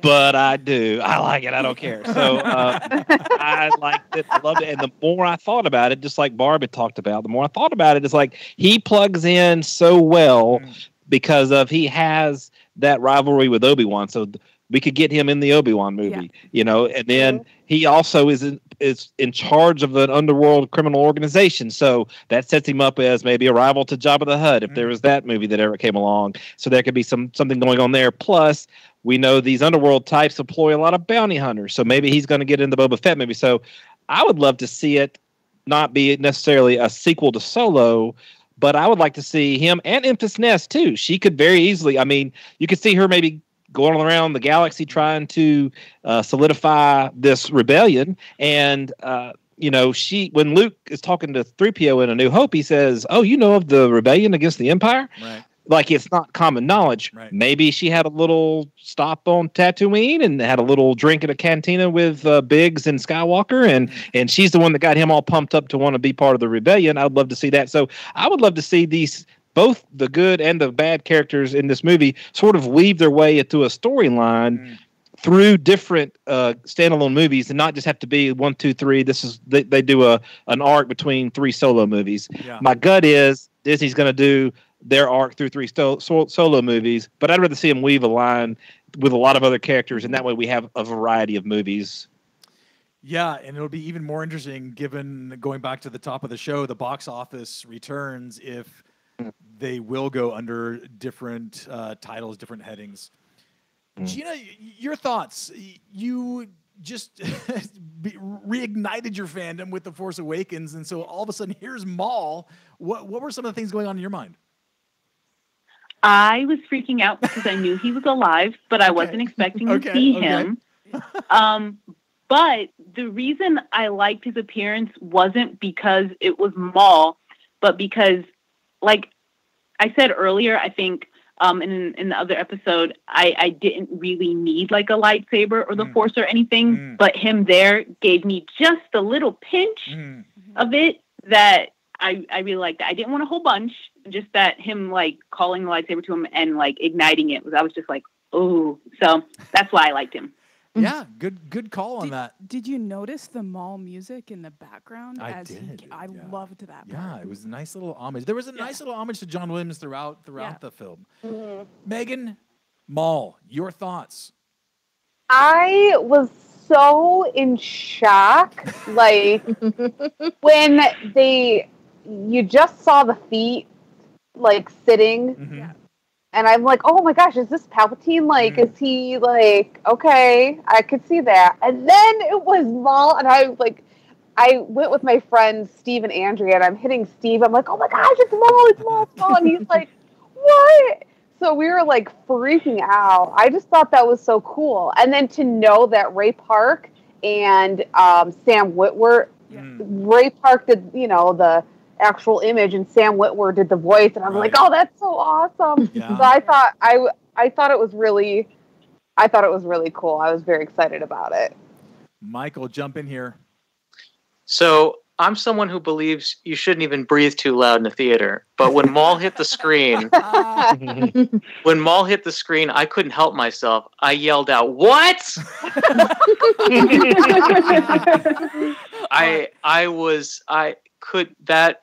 I just did not see it coming from 5 miles away.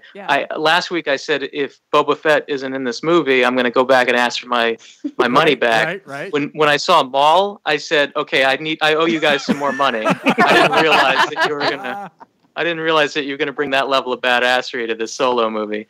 And yet, I did. It was one of those things where it was like, I don't know how I feel about it. I mean, I love Darth Maul. I love Maul.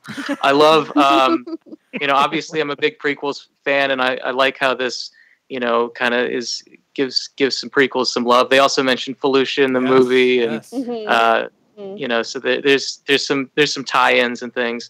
And yet the one thing that I just, I guess looking at it outside of my own Star Wars fandom and just thinking of it as kind of a moviegoer, to all those people that are not the hardcore fans like we are and who haven't watched 7 seasons of the Clone Wars or 6 seasons of the Clone Wars and 3 or 4 seasons of Rebels.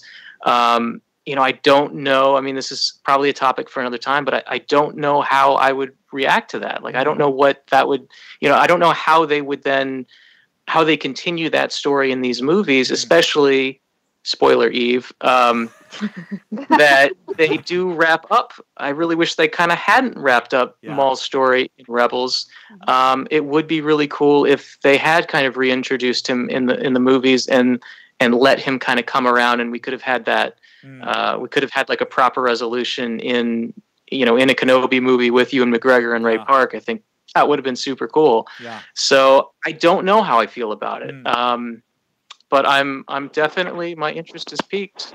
Hey, Michael, you made a really interesting point in that the people that aren't the hardcore fans, Darth Maul is dead. He died in episode 1. Yeah. I mean, he got snapped. I mean, it's pretty definitive, Yeah. And so if you haven't seen the Clone Wars or Rebels or anything like this, but you go and see Solo, right?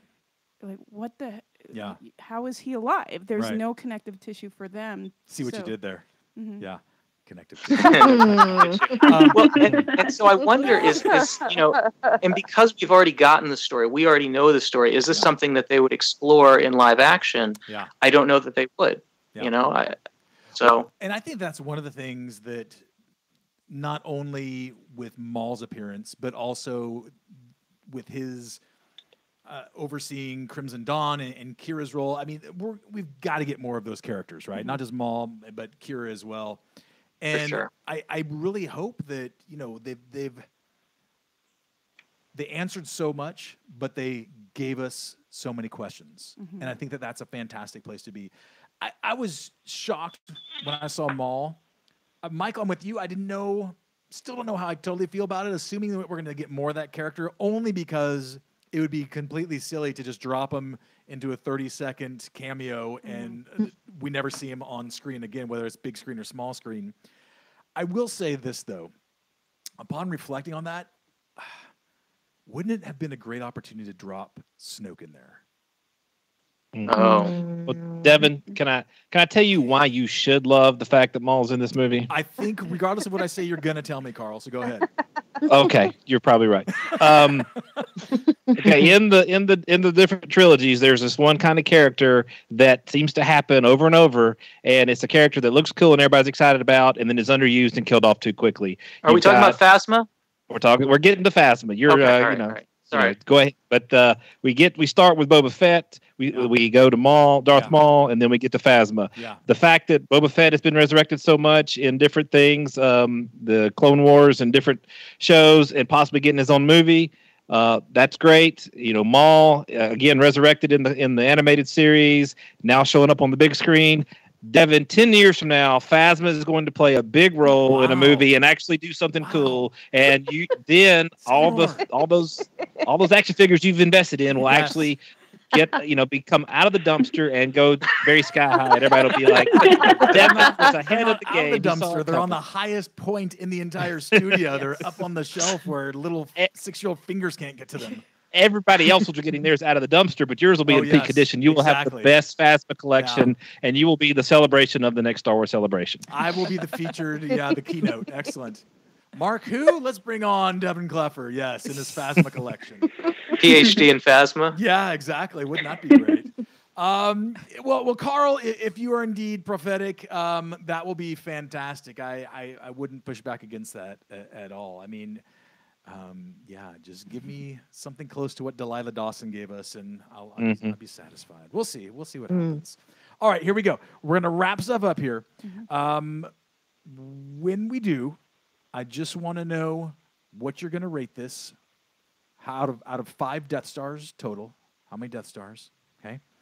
And then I want to know if you have an idea of where you're, as of right now today, placing it in your overall ranking of Star Wars films. All right, so we'll be back to wrap things up right after this. We're not done yet. Wrap it up.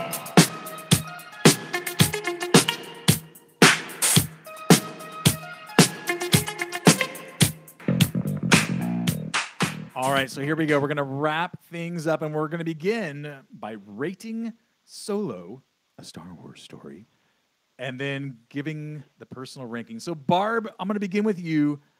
Out of 5 possible complete Death Stars, how many Death Stars do you give Solo, a Star Wars story? Complete. I give them 4.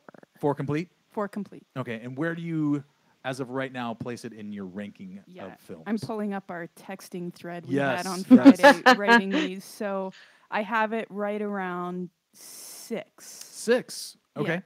So the original trilogy, obviously, in that top 3. Okay. All right. Michael, how many Death Stars out of 5 Death Stars do you give Solo, a Star Wars story? Okay, so let me say this. I think the best thing about this movie is that it is a total love letter to the fans. And I think the worst thing about the movie is that it's a total love letter to the fans. Okay.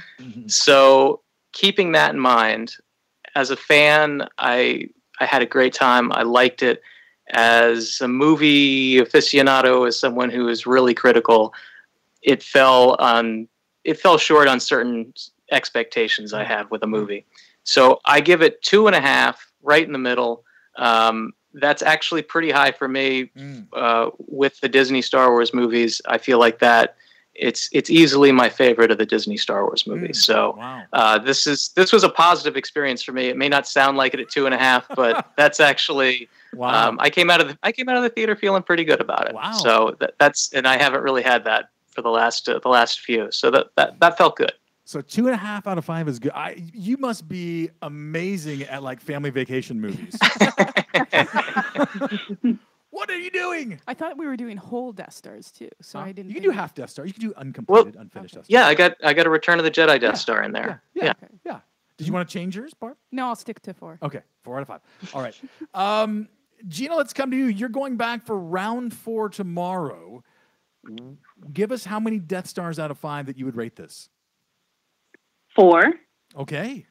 And where do you right now put it in your Star Wars film ranking?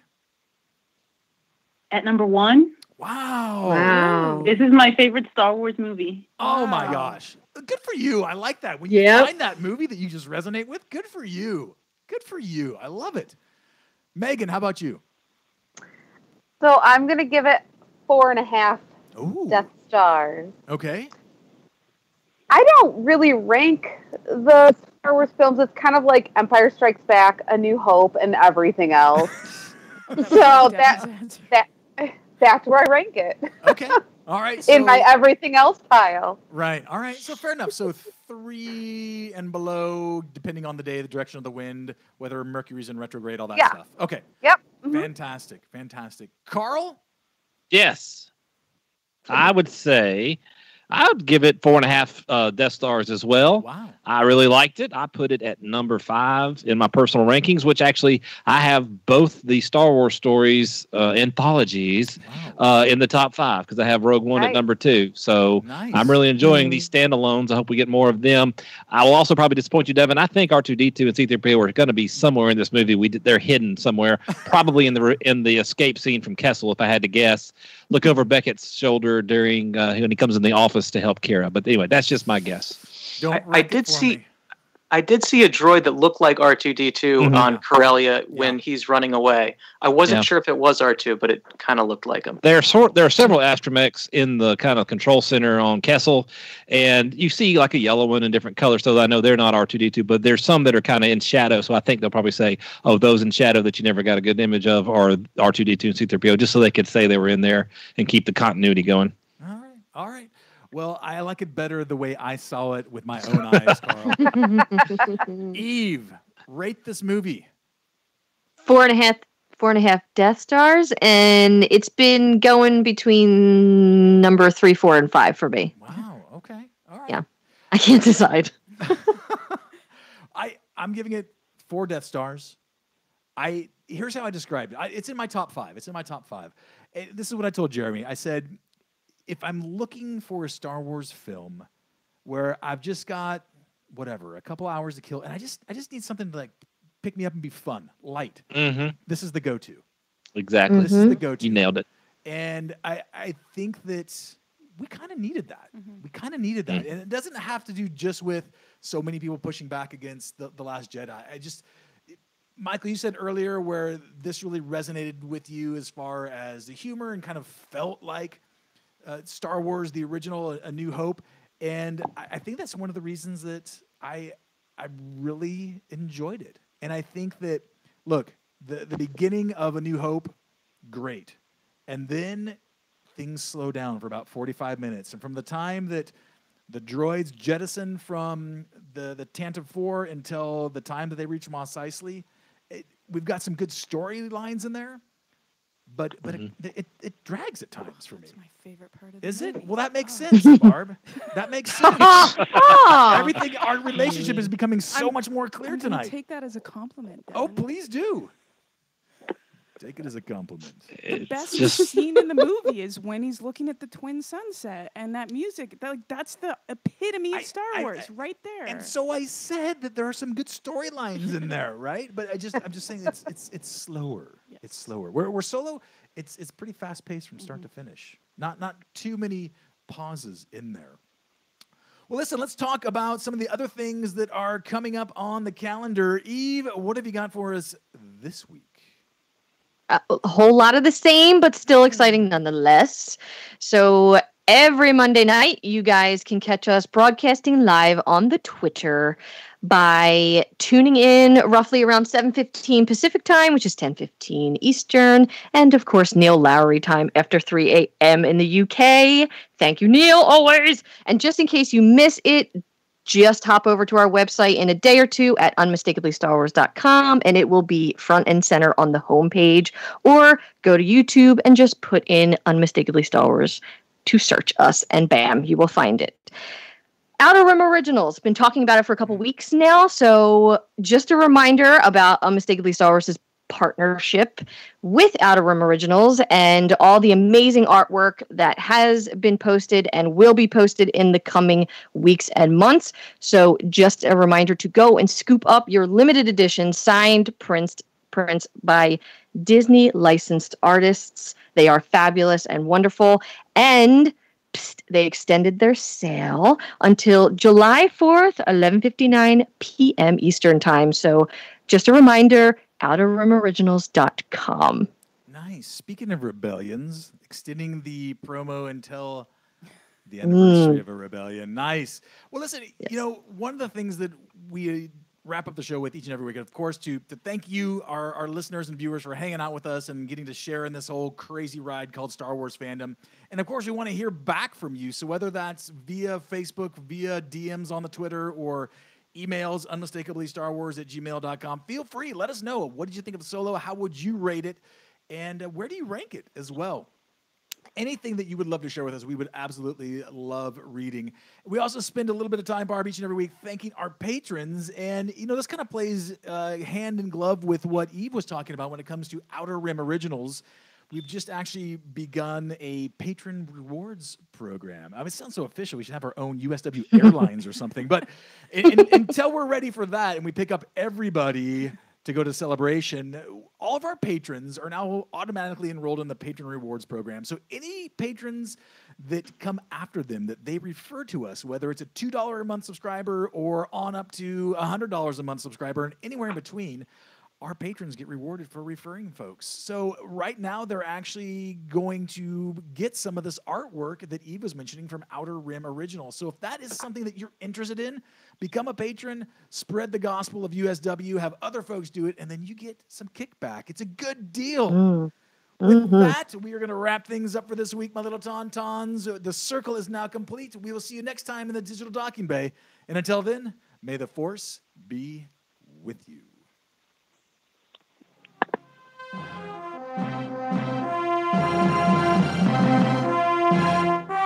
Unmistakably Star Wars is a member of the Star Wars Escape Pods Network. Explore more great content and get to know our sister shows at weareescapepods.com and on Twitter at weareescapepods. The Star Wars Escape Pods Network, promoting positivity in fandom.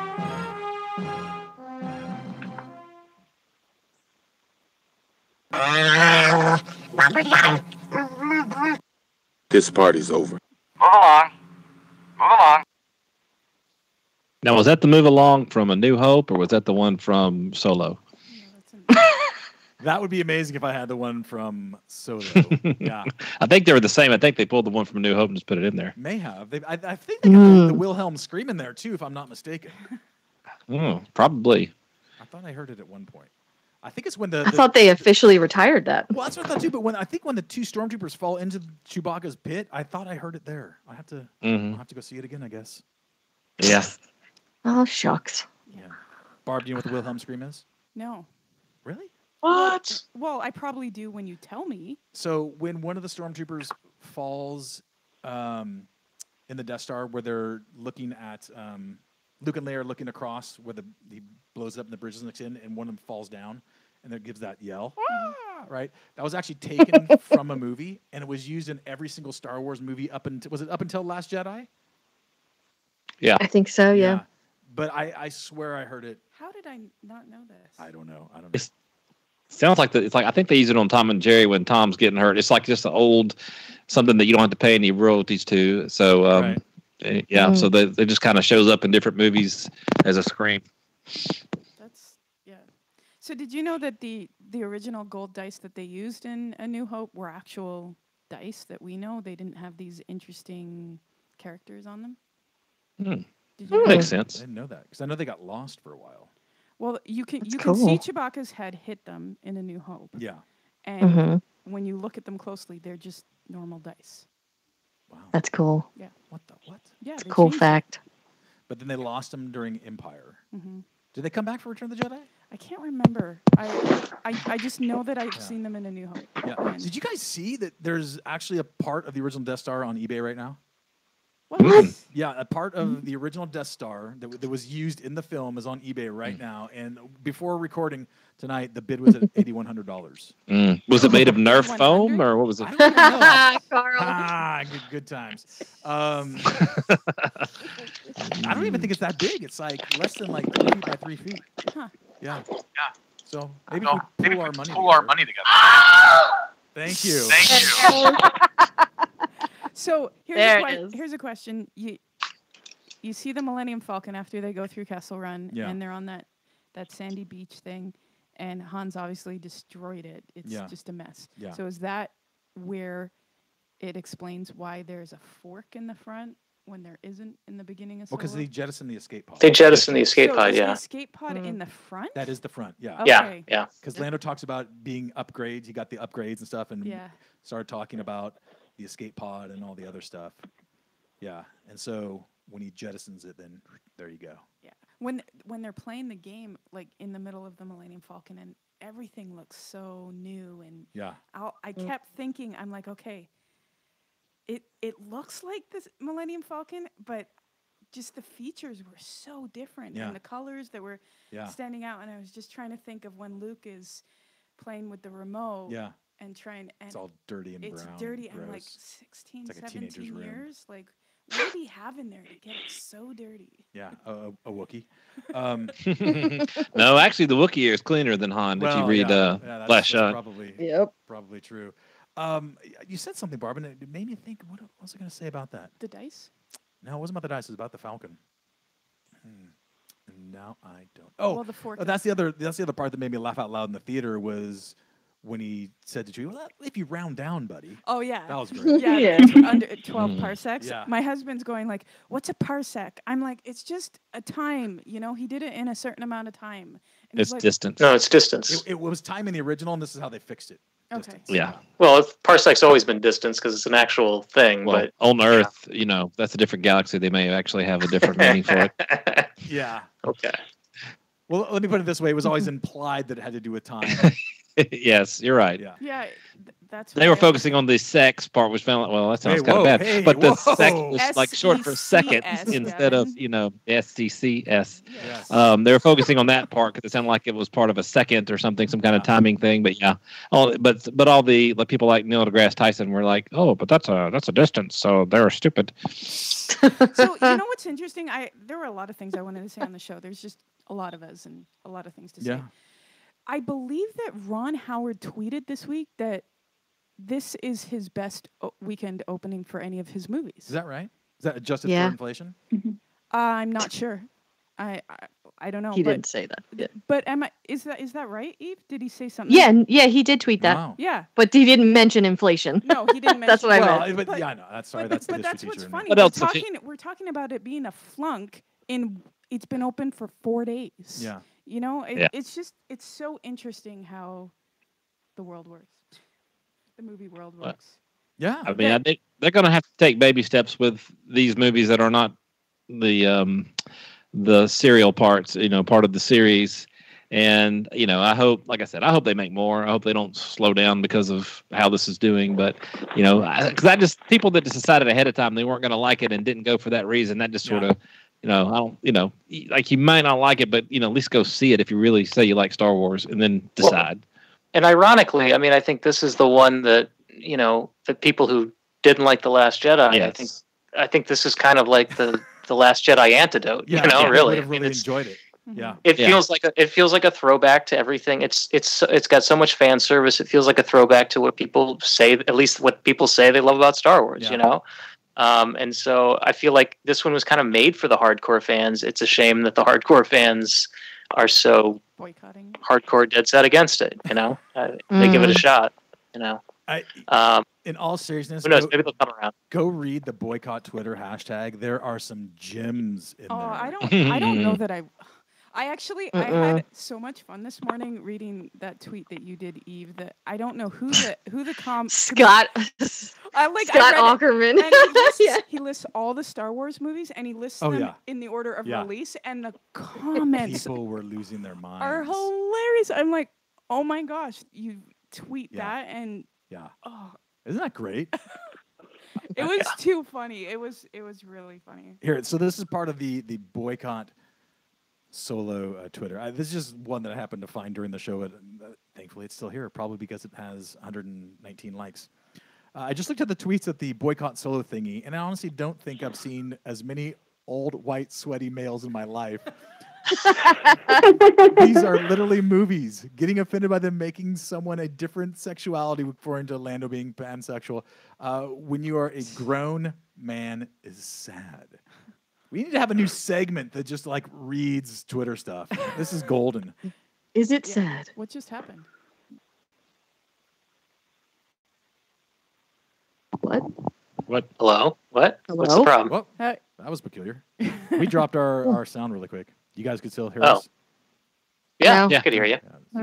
Mm-hmm. So, Gina, what time is your showing tomorrow?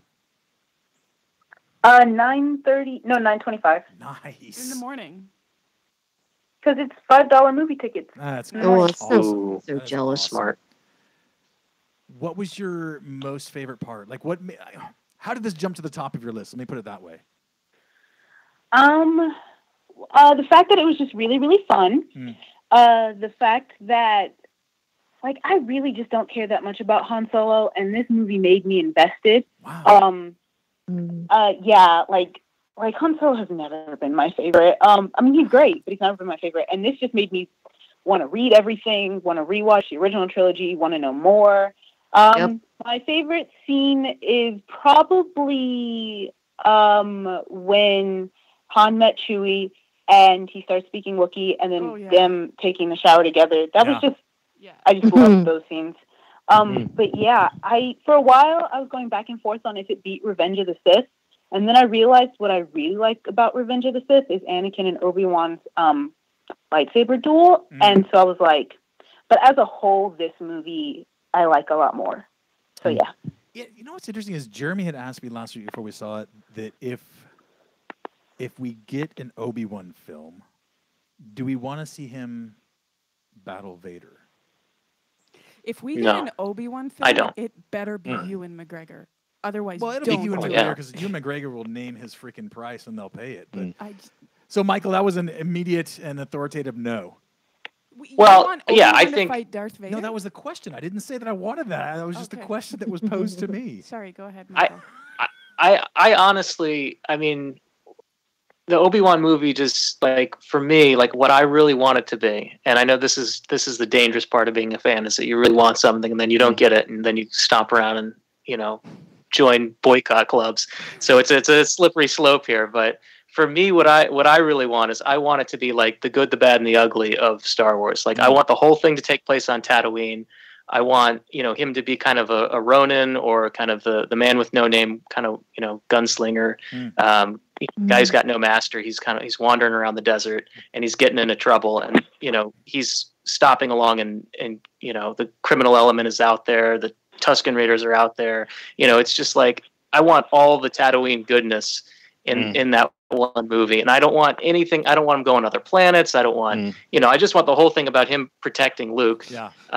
Maybe it even just takes place while he's got Luke getting to Owen's place. Maybe it's just the right after Revenge of the Sith ends to the moment, or right before he gets there, before they watch the setting sun. I think that would even be cool. Just like what it takes for him to get there. I just want like a small story, like not planet hopping and stuff, because I think Kenobi is all about kind of Obi-Wan's all about like regret, and he's all about having to deal with pain and processing through it, and his own and rejecting a little bit of the dogma of the Jedi Order, and having to come to terms with all of that. I don't know. And the dialogue. Sorry. No. I'm yakking on too much. Anyway, well, I'm just so passionate. I was just gonna say the dialogue in A New Hope between Obi-Wan and Darth Vader don't allow for them to have a battle in any. I agree. That. Yeah. But when we last met, I was but the learner. Now I am the master. No, you can't have another battle in there. It was the last one. And I'd love to see Mike. You bring up a Tatooine goodness. I'm trademarking that, but I think I'm tired of Tatooine. Never going back. I don't want to go back. Yeah. No. It'd be interesting to see him, because I agree. I think like the planet hopping version, Obi-Wan story. One, I think that's counter to the character. Mm-hmm. Yeah. And two, I think that there's so much richness that you could do just being planetside on Tatooine. I mean, he's coming out. Think about where he's going into exile, right? Yeah. He's going into exile. His Padawan.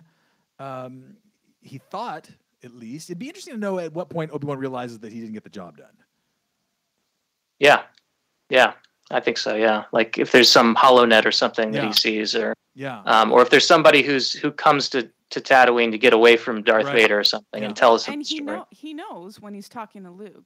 People say that, there's this mistake in A New Hope because he tells him that, Darth Vader killed his father. Yeah. But the look that Alec Guinness gives him when he asks it's like he's lying. Yeah. Oh, yeah. It's totally... It's amazing. Yeah. If there was one question I would have for George Lucas, it would be, like, if I could just ask him one question, I'd be like, did you tell Alec Guinness to look like you're lying in this scene? Or is this just totally, like, just happened? It's just movie magic happened. He did it perfectly to justify that he's lying. Yeah. Or... from a certain point of view. Well, but at the time of shooting it, he didn't know that was what he was going to do with Darth Vader. So, but at the time of shooting it, he did have an entire story in his head. He did, but he also changed that story several times, and some of them he actually had. Anakin had died, and then I think later, from the World According to Star Wars, and then the book that talked about the making of it, that he actually hadn't decided about Darth Vader being his father till like a couple of rewrites into Empire Strikes Back, I think. So I could be wrong. There's so much. Then when he did the next draft or something, those things fell by the wayside. So it's he may not even remember, but I'm just fascinated with that scene. You have to remember too, with Uncle Owen's comment, there's something more than he died. That he was a good guy that died. I hope he doesn't turn out like his father. Because Aunt Bruce, like he's just got too much of his father.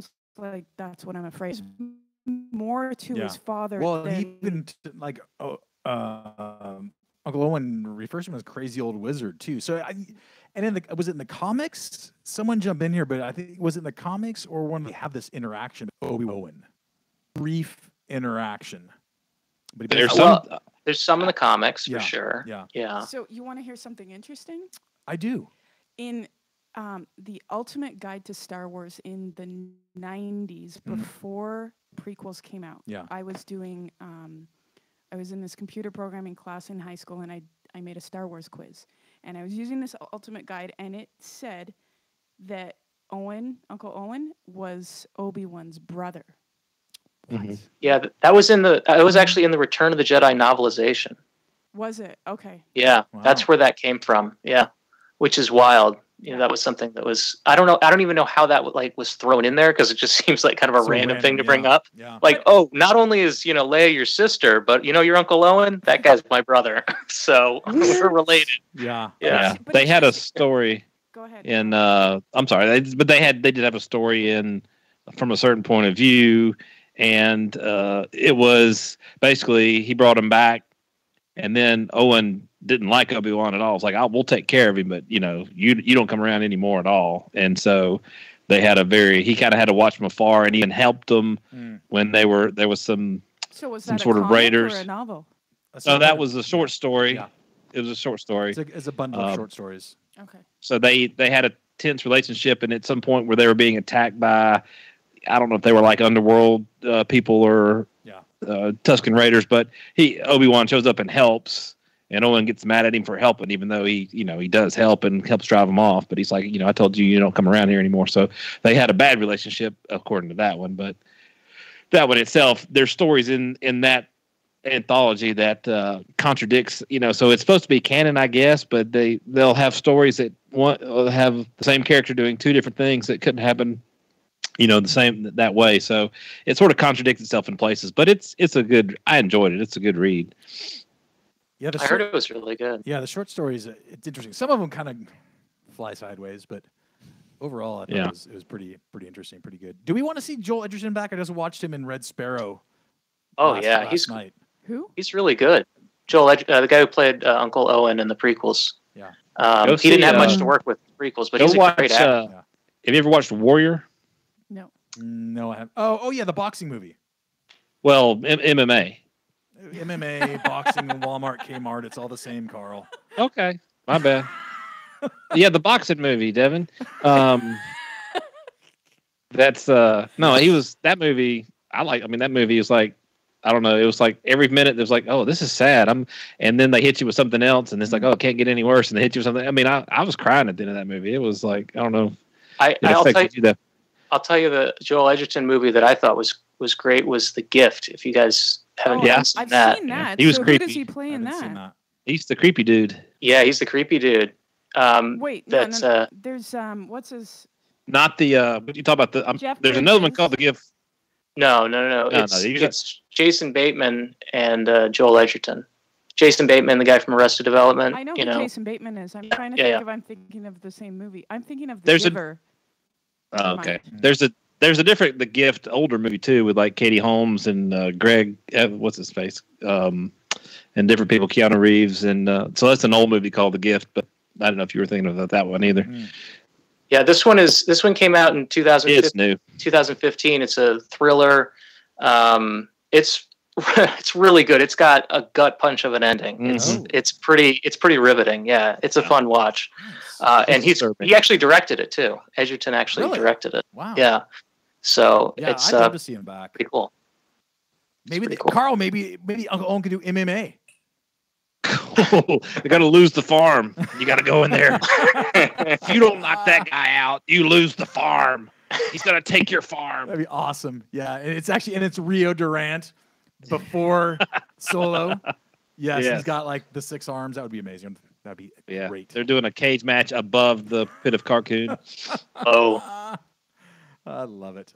Loser goes home, baby, all the way. For 1,000 Loser leaves town. Yeah, I haven't seen any of these movies. Well, since nobody else wants to contribute to the conversation, I guess we'll wrap for tonight since hanging on the line but not saying anything. I don't know all the references. I can't. There for a moment. Yeah, I don't know all these things. That hurts. Go watch Warrior and see if you don't cry by the end of the movie. That's what I'm just saying. Go watch it right now. Watch it right now. Stop what you're doing. Gosh. I mean, when the man tells you you're gonna lose your house if you don't go knock this guy out, that got me. Yeah. Well, listen, everyone. As always, thanks for everything. And who's doing the editing this week? You or Eve or who's? Sorry, Jackie. Oh, we're still live. Oh, we're still live. Oh my god. Oh, sorry. That third person that doesn't show up on air but edits for us when we're busy. Yes. Yeah. Or Eve or Devin. Yeah. Yeah, I believe that. I didn't know we were on air. I believe Eve will handle those duties. Why would that? Okay. I'm just saying, when he recounted us because I screwed up, I didn't actually recount, so I might have a little longer. You might need to cut some of the front off of mine a couple seconds. Okay. He counted us down twice, but anyway. That's it was my because mistake. I screwed it up. I screwed it up. I'm admitting it. I'm saying yes. I'm taking the blame, but I'm also trying to like let the person know. It's like when my answers aren't syncing up with the questions and they're blending into somebody else's. That might be the reason. Yes. I don't know if everybody else stopped and started or somebody else. There might be a kind of a combination of people. Who knows? We've got the best in the business. Yeah. Well, thank you. That's sweet of you to say. Wow. Oh man. All right, everyone. Hey, I will. I'm gonna start putting together a summer schedule. So if you would, if there's any, like, if you have any big trips planned or whatever that are already on the calendar, let me know via DM, and that will kind of help the planning going forward. Okay. Yeah. Okay. Good stuff.